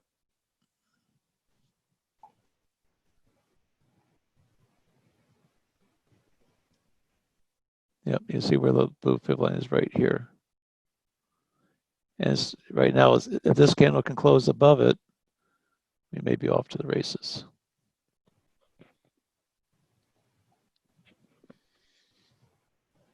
Or because Ruben's in it, we'll just go off to the races right before our target and then have a big, huge swing. Oh, is Ruben in this one as well? Oh, he's the one. Yeah, as soon as we put entry on it, he says, I'm long this. He's in this position too. So that's what I was thinking. We're all going to mess this trade up. Yeah, I don't know about you, but Ruben's my good luck charm. Every once in a while. Christine's asking you to repeat regarding the channel. Okay, the channel. Basically, what I'm looking at is we're still inside the, well, we're out of the wedge now, but you see where my D is, where it came out. It came up, well, we had a lower high and a higher low. And then this lower high got broken when we got into the wedge. So what that tells me is that gives me some rise to think that now we don't have that there's a suspect that there's going to be a trend line that's going to be respected here. That's the bottom one. Now the other one, I just basically did a parallel, and I did pretty much the parallel from, let me just do it again. I'm going to clone this. And I'm just going to bring this straight up to where I'm going to put it right up on top of where that previous high was that got broken. And you can see that this one hit and then it pulled back. And right now it's trying to break this upper part. If it can break this channel here, it was probably going to hit on up to our, you see where it's having a little bit of trouble. Here's where it's sort of, there's getting some resistance in there. Yeah, it's going to come back and get its troops, and we're going to see if they can bust through the flank. Who knows? Because right now, this is where our C is. You can see where we still don't have a close above the C. We don't have the close above yet. Although all our moving averages are still, I would not be surprised to see it come back and retest this trend line right here, because we have a low, a high, a higher high actually from here. We have a higher low. It bounced, tested this, came up, tested it again. So right now this trend line, this green line, is valid.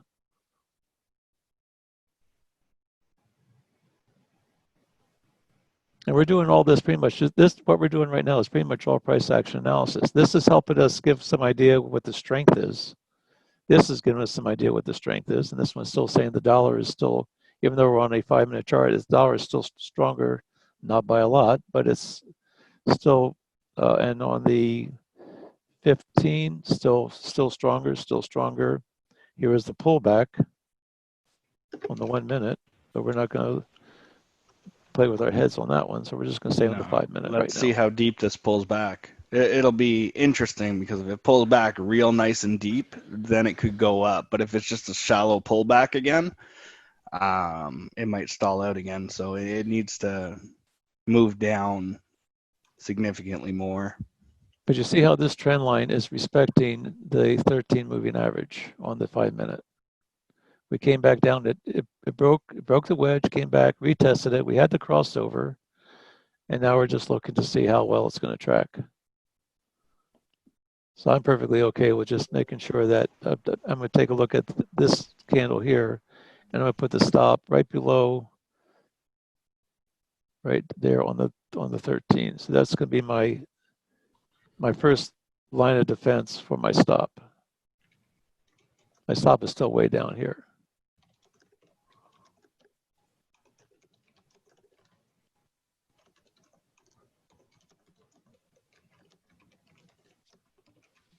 You see, even though this is a pretty strong wick, but it still had a higher high, and so far we're looking to see if it's going to have a higher low.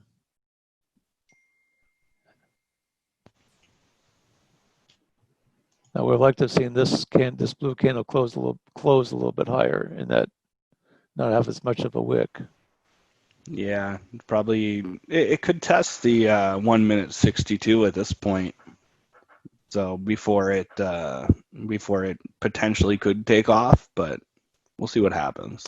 But you can see it's still maintaining our initial entry zone, which is the green line sloping down. You can see where I have an entry zone, and that's with reference to the wedge.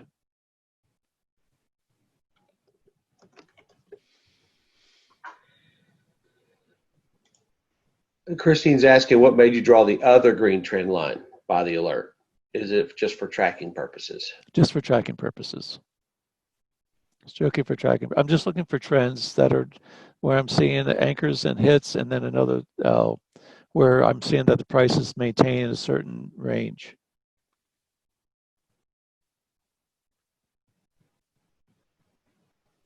What it does, it just gives me the ability to maybe protect some of my profits, or to protect some of my not get as much of a loss. Just give me a reason to, do I want to get out or not? Now, right now, if this thing breaks this trend line, the wedge is still invalid. It's still valid. As long as this price stays above where the wedge is, it's still valid.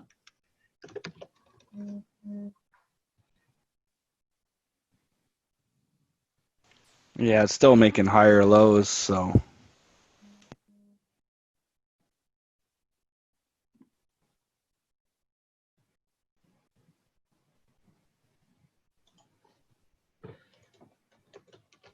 I think what's happening right now, we're just 3 minutes from the U.S. market open, so we're probably not getting a lot of, it's sort of waiting just to see how the market opens, see how the dollar does against the, in the overall market. It usually gets quite a bit of steam as soon as it opens, right? So yeah, and sometimes it gets steam before the open too, because it's already projected what it's going to do. And this may have been the steam before the open, possibly. Could have been. That's the steam. Okay, it's bouncing off the 1 minute 62. Oh, or not. Market CA says we're still 2 minutes from the market open.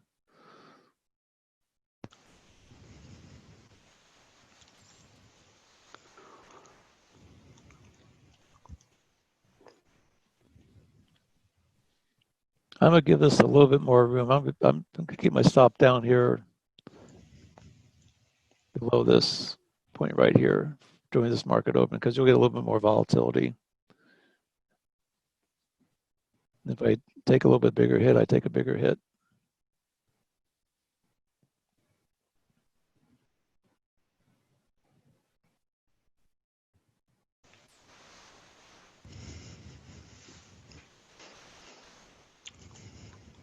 Dollar is still stronger barely here.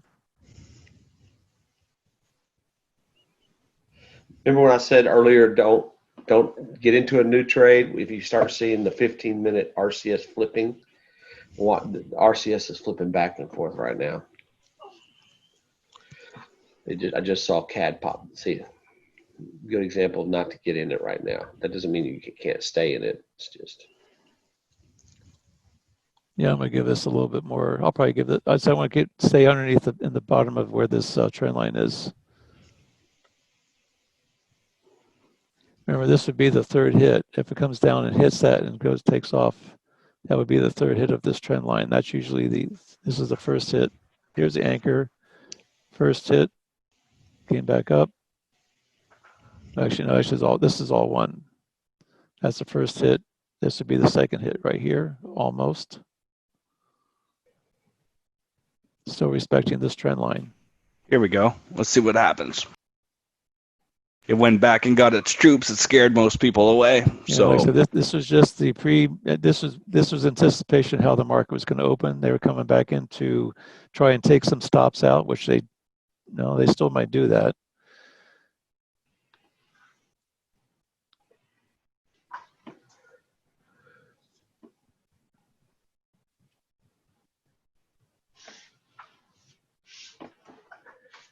We've seen a lot of stuff today. yeah, absolutely. It's been very, Some days are just special. flat out boring. No alerts, no nothing. We need to take more breaks more often, apparently. Yeah, maybe so. Yeah, let's see. Get a break while the alert comes. Let's see what happens here.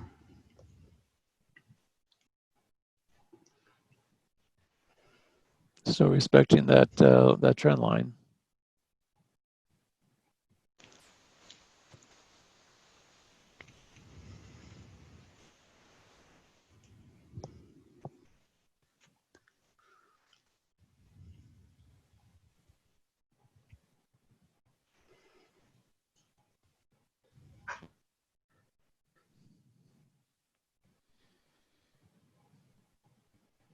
Now, if I see it go and close below the trend line, break and close below it, and then come back and retest that trend line, just like we did with the wedge, then I would be out of this trade.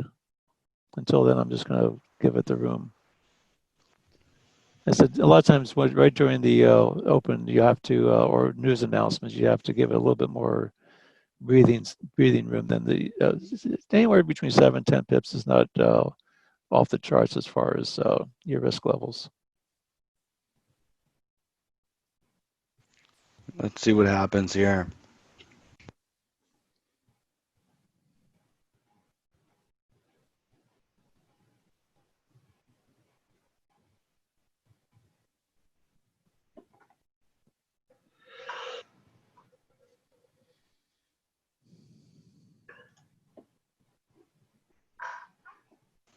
This might be the move we're looking for here.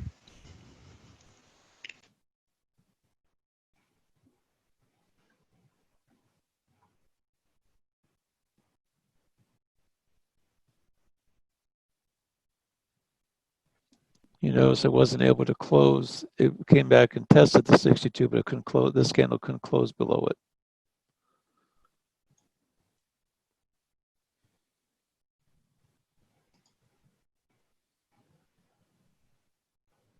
Move mine a little bit. Here we go. Move and go. Okay. I just added to a position. A little risky. So now it came back into this. Let's go over like a new wedge right here. Came back, retested it. Move this over here a little bit out of the way so I don't keep on hitting it. But I'm gonna take this off because we know where our target is on this.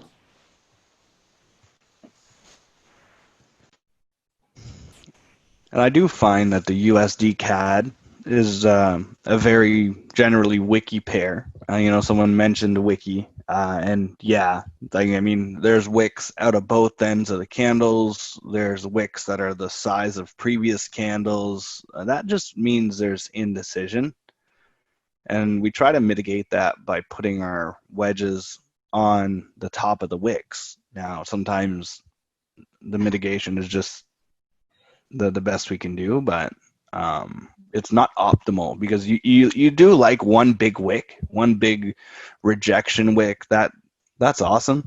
But when you have all these wicks everywhere, then that means there's a lot of indecision. And when you're trying to get in with a tight entry, Al, would you say that you want to kind of a little bit shy away from having wicks all over the place?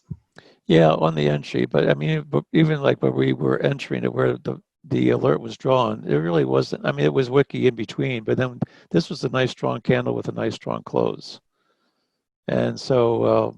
But no, you can't predict what's going to happen afterwards. All you can do is stick to your plan and um, do the best you can. That's a good engulfing candle there. Yeah, Yeah, I like that. everything's still saying it's a long. Yeah, USD got lots of power all of a sudden, eh? It's 4. It's up on 4. It's even up 4 on the 30-minute as well.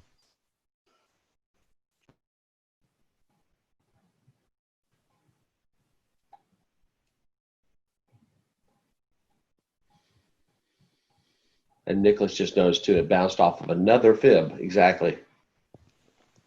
Surprise. Yeah. Fibos ruled the charts, by the way. Fibos absolutely rule the charts. We don't show I them am a lot. convinced. We don't show them a lot, but we're aware of them.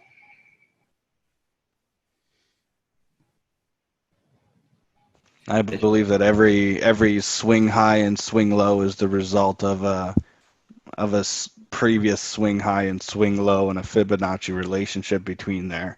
And maybe sometime we'll get a little bit more into that, but yeah, I'm convinced.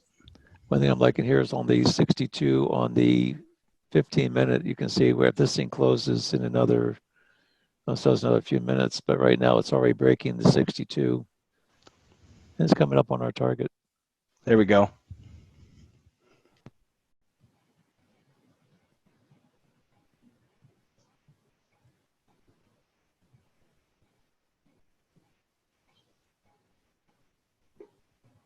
Put a fib up here, see where it's at. Here's my target right on my green fib line. Still respecting your channel. Doesn't want to quite go. It's going to slice through it there now. Let's Bye-bye channel. It just did. Boom. And target done. And Yeah, target done. My target's in a little bit. I'm almost there. And this may go for more. Yeah. I'll let you know when I exit the trade. And another possibility of a possible target would be if you take it from here to here, bring it back to where it pulled back, and the next target could very well be right up here at target, this next target too, which is in this area, 78 to 100, which is right there.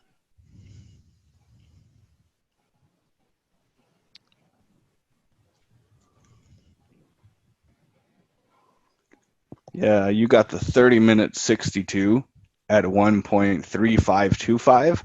I'll split that box right there. So we're looking, yeah. So right in this, anywhere in here, which you can see where it's right at the bottom of that, broke the 78 to 100. And this is an area where you can expect to maybe get some low resistance there and make another push up.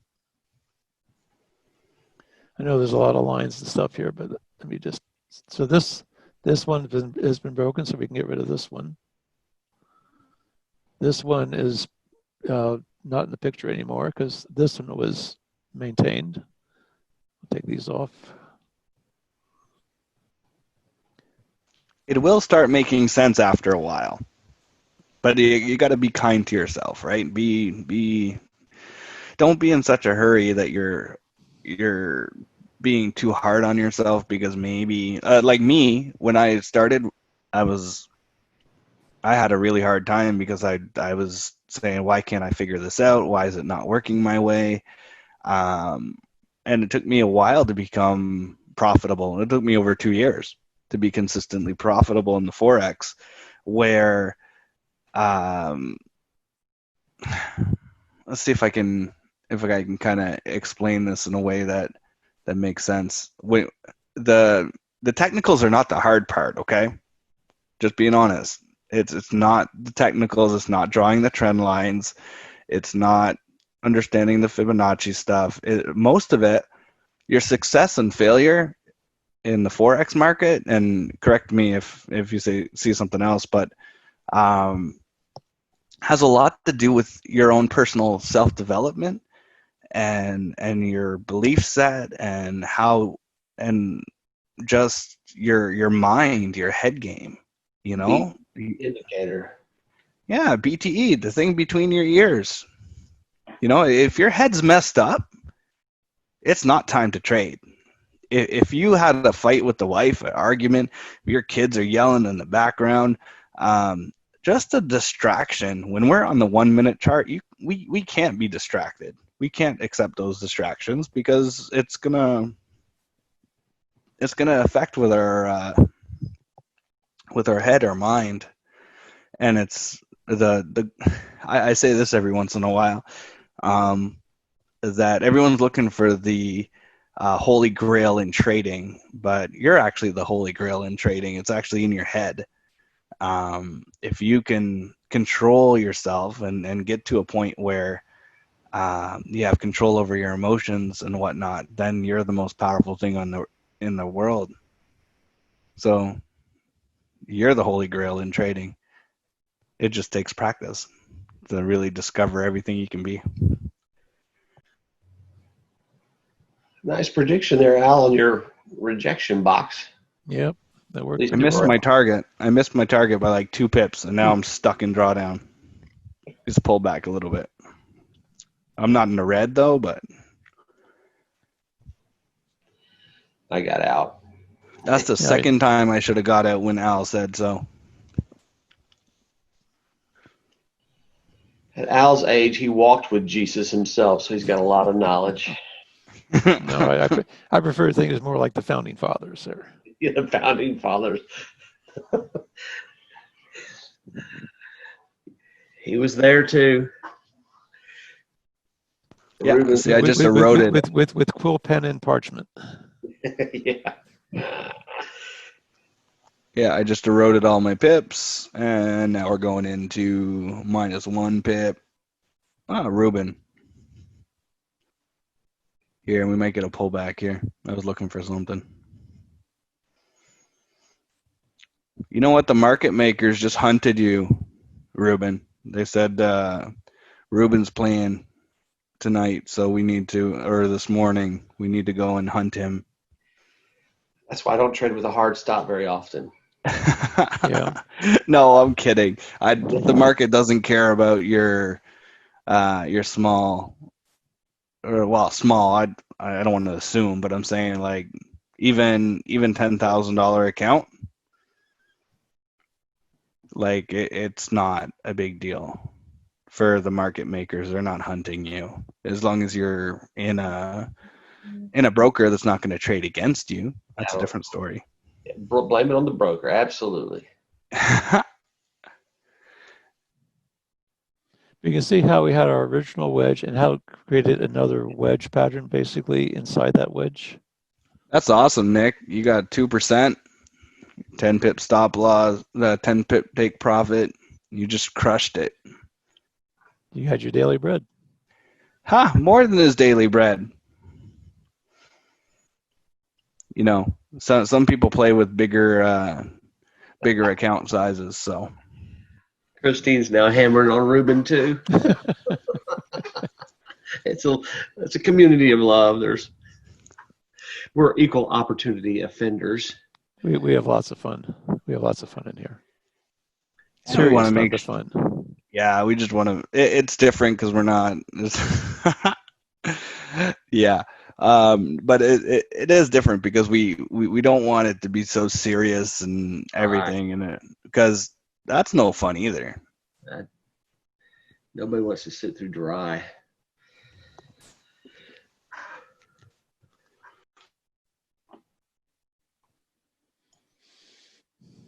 Well, did you guys want to take a short break and then come back and finish Yeah, let's take a let's see, what time we're leaving? We're done here We're at supposed to be 10, 10:15 today. 10:15. Normally on Thursday we'll be at 9:55. Okay, let's take a 10-minute break. That gets us in before if there's another wedge at 10 o'clock. That way we can be here back. Take a 10-minute break and And then we'll stretch your come back. legs and get out of your chairs and be back at 9:55. So if there's a wedge, because if these things come out on usually the 15 minutes, so it may give us a chance to be here in order for another one to come in before we shut this thing down today. Got it. I've got the break slide up. I'll stop sharing. Yeah, sounds like a plan. Now we're going to go get a cup of coffee or something. The IRIS alert just came. Are you kidding me? Are you kidding? That's crazy. Forget the break, guys. Apparently we're going to... Yeah, Euro US, ascending Euro US. Okay, that could be interesting. This one could be fun. No worries. That's okay, ascending Euro US, Euro US, Euro US right here. Brand, when we do a broker, we aren't allowed to share or recommend brokers, but a lot of our people you just want to make sure you're using an A-feed broker. And I personally use the LCMFX, and I haven't seen them give me a problem yet. I use a Wanda for my swing. I've seen issues from time to time, but not bad. So yeah, hopefully I use LCMFX as well, but I also do use CoinX just for other stuff. Yeah, but it's all. I don't know how to pronounce this name. I'm gonna hopefully not. Jira. So if it goes bearish, can you still use the same wedge? Yes, you can. Many times you'll get what we call a head fake. You'll think it's going to go long, breaks out the wedge, you take it long, only to see it go all the way down the bottom part of the wedge, and you get a better entry on the downside. It all comes back down to what's the big picture. Agree, Matt? Al? Yep. Oh, yeah, absolutely. The wedge brings you to the chart, but I'm not overly committed to the wedge breaking out on one side or the other. It doesn't disqualify the wedge if it breaks out of the top then breaks out of the bottom for me. I'm just looking at the overall bigger picture. The wedge is pretty much my trade idea that comes in and says, hey, Matt, you're looking at a potential breakout on this currency pair at this time. Go do your analysis, figure out if you want to take it or not, and if you do, great. That's how I see the trade alerts and the trade ideas. And you can see everybody see my screen okay? Yep. Here's how I drew the wedge on this one. Here was the alert at 9:45. It was ascending, so I start my A down here, and I went all the way back here to this pivot high. So this was the significant pivot highs and lows I was looking at. Now you may also want to be taking a look at this to see if you have a hit, which you do actually. So we have this makes this bottom part a lot stronger, and so I'm going to move this up here. And I have my A, I have my hit, have my another hit before the alert. This one follows. And then I have my B up here. We have a little breach right here, and we have the D right on that. I'm going to go to my 1 minute chart, and we're going to tweak these up a little bit.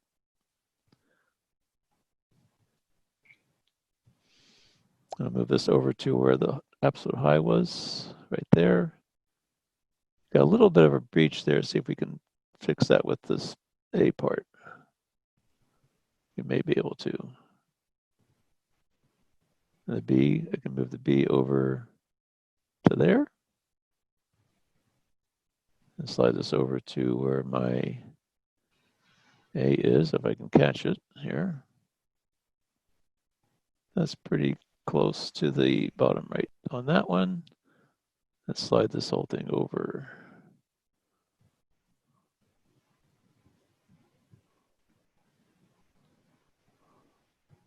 And we're going to take that off. See where our fib lines are. We have a blue line. It's right at a blue line. So if it breaks through that at the bottom, I'll be looking at this blue line down here. Take that off right now. And right now the US dollar is stronger than the euro, so I'm looking for it to break to the downside. Let's see what the other on the other charts. Dollar is strong by 4. Dollar is strong by 5. So right now we do not want to take it long. We're going to go short because the dollar is the second of the pair. If we get the break of this wedge, we'll be off to the races probably. So right now I'm looking to see where I can draw my other trend line on the bottom here.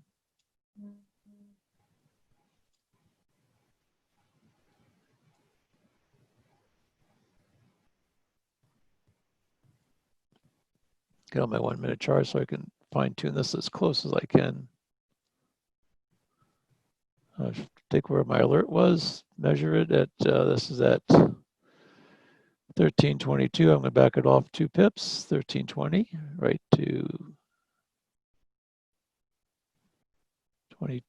See, that's it. So we don't get things mixed up here. 22, so I'm looking at 20 right about there is my 2 pips. I'm going to make this my entry to sell zone. Come up here, I'm going to do the same thing again to the buy side. Actually, I'll move this over here. I think I like that a little bit better. Well, I'll take it right about to that one.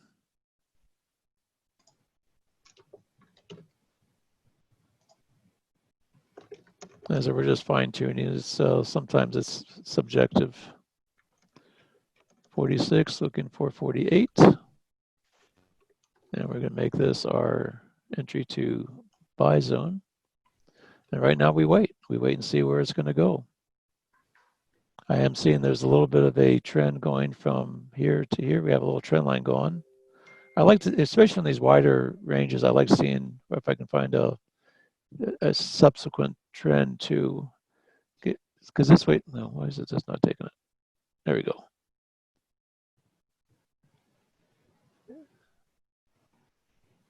Take it right to there. This way, if it does break out the bottom, I'm going to be looking at this trend line to keep me in the trade. This is Euro US, Kurt.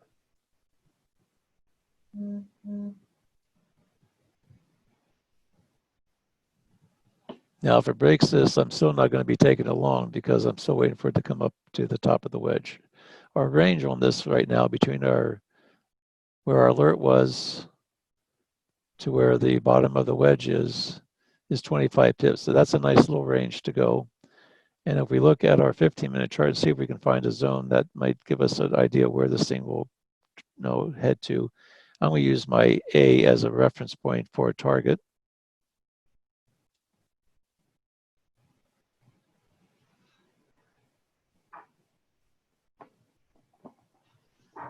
And I want to see, do I have enough room? Do I have 7 pips between my C and my target? And I think I probably will. Got 40 points. So if this thing breaks to the downside, we could very easily have a 40 pip move because there's really nothing. Once it breaks the C, there's really nothing to stop it from getting until it gets down to here, where my A is.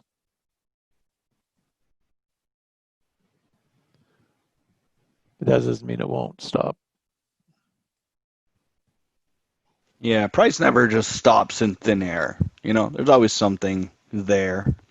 Sometimes you just need to But sometimes it look just a little tanks harder. very aggressively. And so right now we're looking at the U.S. is, I'm look at all 3 of my charts right now. I'm going to focus on the 1 minute until I get into the into it. I'm going to take some of this stuff off of my 15-minute because I'm going to be looking at price action on this one.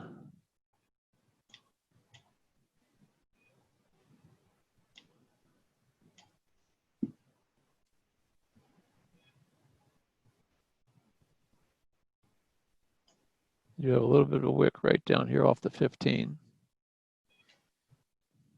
Let me mark that.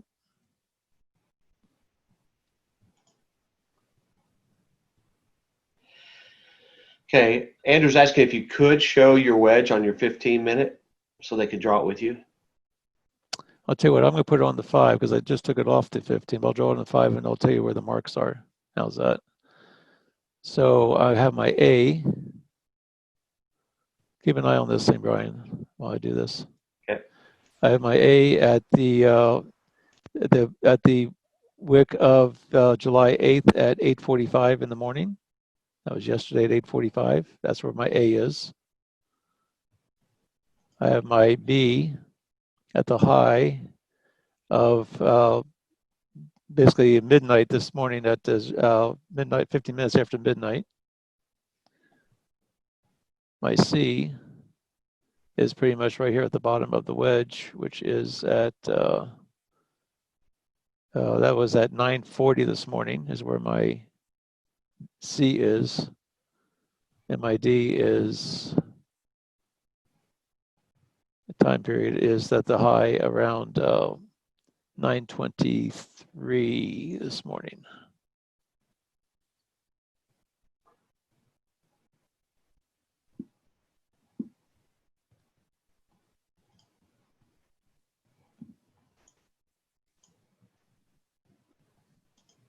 Did that answer your question?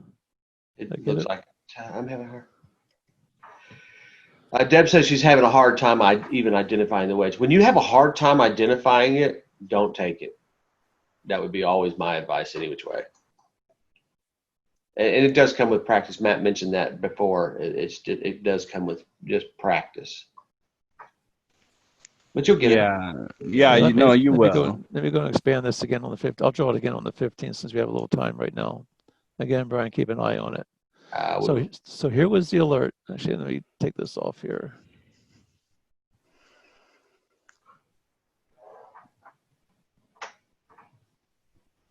I'm just unsyncing those. And so here was where the alert was. And so I say, I'm basically looking for the previous, here's my alert. I'm looking for the previous pivot high and previous pivot low, which is right here. And it was a descending wedge. So I'm going to start with my A, or you could just start with the trend line. If you just have a trend line, if you're not using trading view, you don't, just start with the A. And basically, I'll start with the A there. And I'm basically looking to see where is this, is that going to be a good spot? I can see where I'd have one hit here. I'd start to come back B to the low. And I come up to the C, which I'm trying to tuck it in as close to the wedge as I can without breaking wicks. And then I bring it down. So let me just flatten it out for right now. And so I can see, I'm looking back to see, is there a place where I could put the B that might be a little bit better, like right there, is one. I can put my D here. It gives me pretty much a flat line. So if it breaks that flat line, it would be heading lower. And actually, that's probably a better way than what I did down. This one's going to, if it does break here, it's going to go down. It's probably going to come down to this area. Actually, I kind of like this wedge a little bit better, actually. Because this was descending. We have a little hit here, the break. I'll probably put that back just a little bit. And then I come over to my 1 minute chart.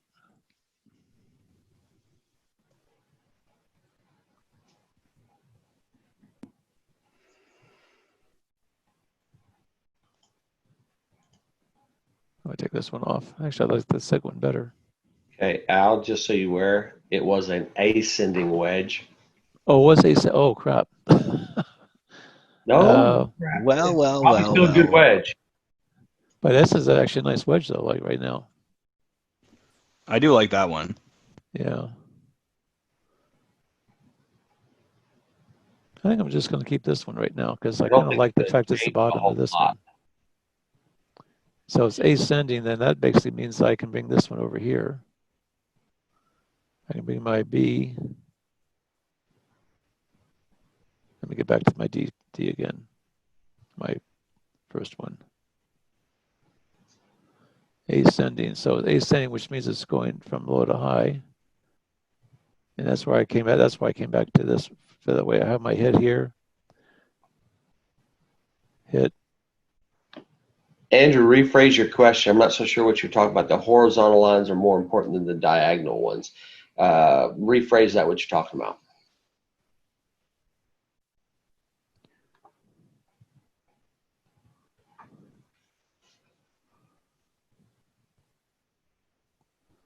So at this point, I'm going to put this over. Actually, let me get to my 1 minute chart. If you're talking about flat tops or flat bottoms, I just like how flat bottoms work because it means it's been a place of support or resistance a couple of times. Easy to see. Easy to draw too. Once you draw a couple hundred wedges, you know.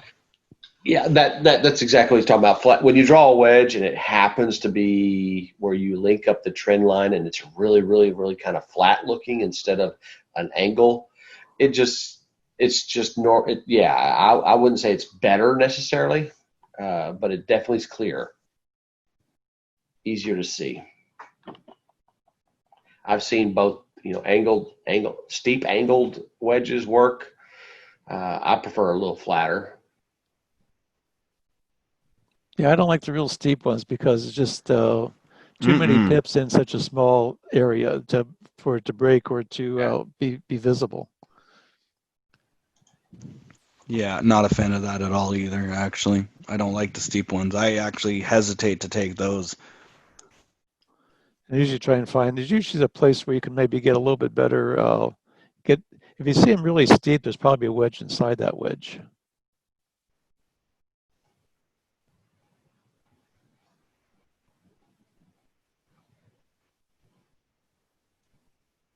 My bet is our session will end today before we get this trade taken. There's a good chance that we have another 15 Potentially. minutes. Yeah. At least maybe we can set up a game plan for anyone that does want to take it. Maybe not financial advice, right? We're not talking financial advice. We're not taking demo. any of that. Do it in demo. Figure it out. This is our first session where we've got quite a few people here. Like, this is substantial. We've got a substantial group. For people to stay this long in a trading group, means you're serious. Oh, it's so much fun. I love it. I absolutely love it. Traders tend to be fickle. Huh, that would be an understatement. So you see right now, you're also seeing right now, you have a high, you have a low, you have a lower high, you have a higher low, you have a lower high, you have a higher low. So it's actually forming a wedge inside of this wedge right now. So if I were to take another trend line,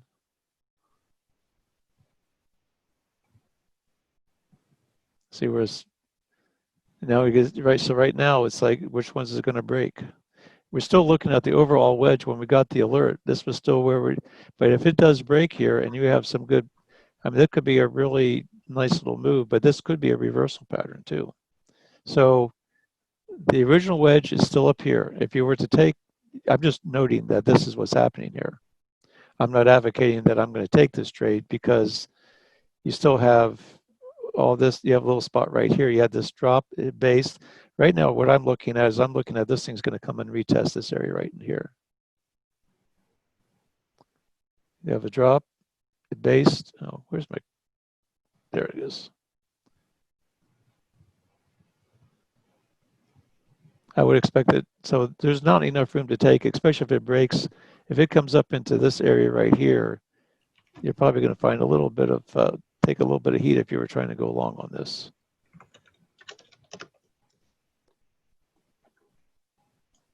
Yeah, I like it to the short side. Yeah, I mean, the euro, right now, the euro is flipped over here on the 1 minute, but the dollar is still strong on we saw a nice split of 3 over here on the 5 minute, and this is still strong on the 15 minute. So again, you don't want to be taking this thing long right now. Thanks, Maddie. That's very cool to know. Very cool. Hey, that's awesome.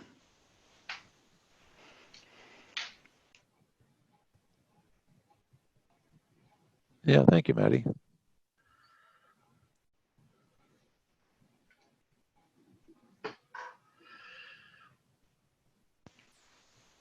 I'm kind of missing those 2 breaks, though, that we didn't get. Yeah, I kind of need coffee. I'm kind of missing that. Well, we got about 5 more minutes, and we'll call it a day. See what happens with this in the next few moments. Yeah, I'm going to go check out Catalina's.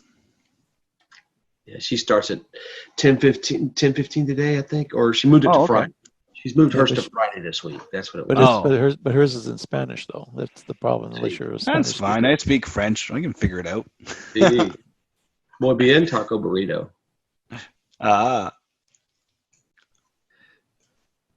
I know the key words in Spanish. oh yeah, Taco burrito and then el baño. yeah. No, I like. There's a really good Mexican place on the other side of town where we get some of the best food that You I've haven't had Mexican until you come down to Texas, man. you know what? I am pretty convinced that this will be this place is better than a lot of those places. It probably is. We have a lot of them here. Barbecue and Well, now barbecue is a different world. Okay, barbecue. When I come down visit you guys, you're gonna take me to the best barbecue in Texas. you got it. Okay, deal. It's Is a that to deal. say I we know don't the- have good barbecue in North Carolina? Not as good as Texas, I'm telling you. Yeah, and when you guys come up to Canada, I'll take you to a place French fries. where, oh yeah, no, you can get something we call a poutine, and Oh, it's the yes, had it. absolute. No, you haven't had this. Oh, Though. This is, when we did the big tractor pull when we were touring, we did a big tractor pull event. They had like 100,000 people in the middle of a field with tractors and GPSs, and they had Putin, and then we went out and did curling for the first time. I did curling. Didn't even know what that was. But it was fun. yeah, Is that Yeah, something you do yeah, with your hair? Is that what you do with your hair? Is that what you do with your hair, Brian? What was that? Is that what you do with your hair, curling? Yes, yes. Wait, you guys don't even you guys don't even know what curling is? No, I know what curling is. Oh, okay. I'm like, come on now. It's a Canadian's way of bowling because it's always Shuffleboard. Canadian It's on shuffleboard. ice. All right. See how it just came right up What into happened, this. It came right up into this little zone right here. And put a here. fib line. I bet there's a fib line. There's a fib zone right here. Oh, green chili pudding, man! I had you go to New Mexico where they grow those green chilies. Oh my gosh, they'll on fire. It doesn't matter which one you have. Now you notice with this conversation there isn't a lot going on right now because it hasn't broken the wedge yet. This is what we do when it's sitting in the middle and doing nothing. Yeah, talk about food and razz each other about where we're from. We do that a lot. We're equal opportunity offenders.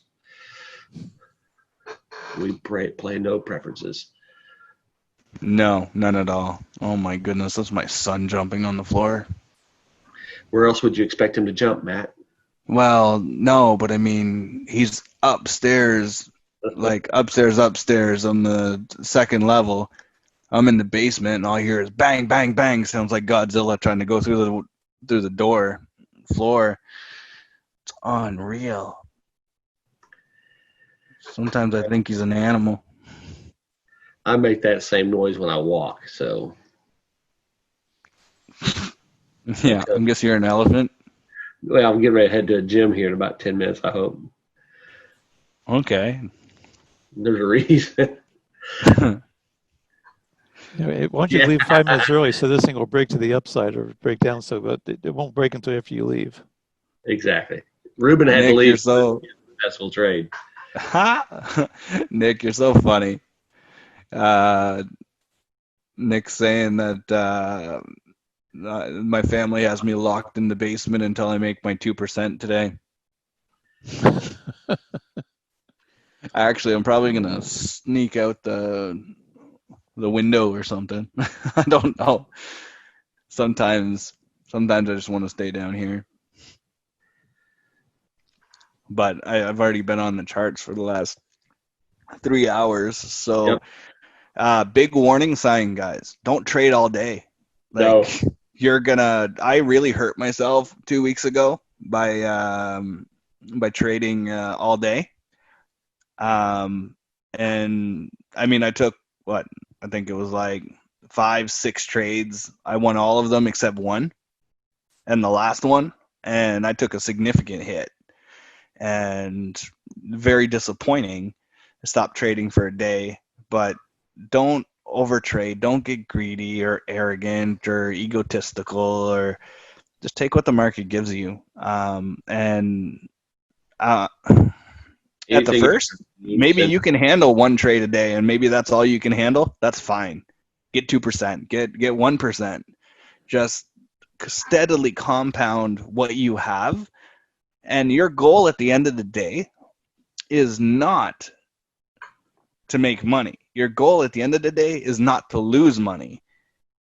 And if you end up making money, that's great. But if, as a Forex trader, if you end the day with the same amount of money or more in your trading account, that's considered a successful day, because you're doing what a lot of people can't do.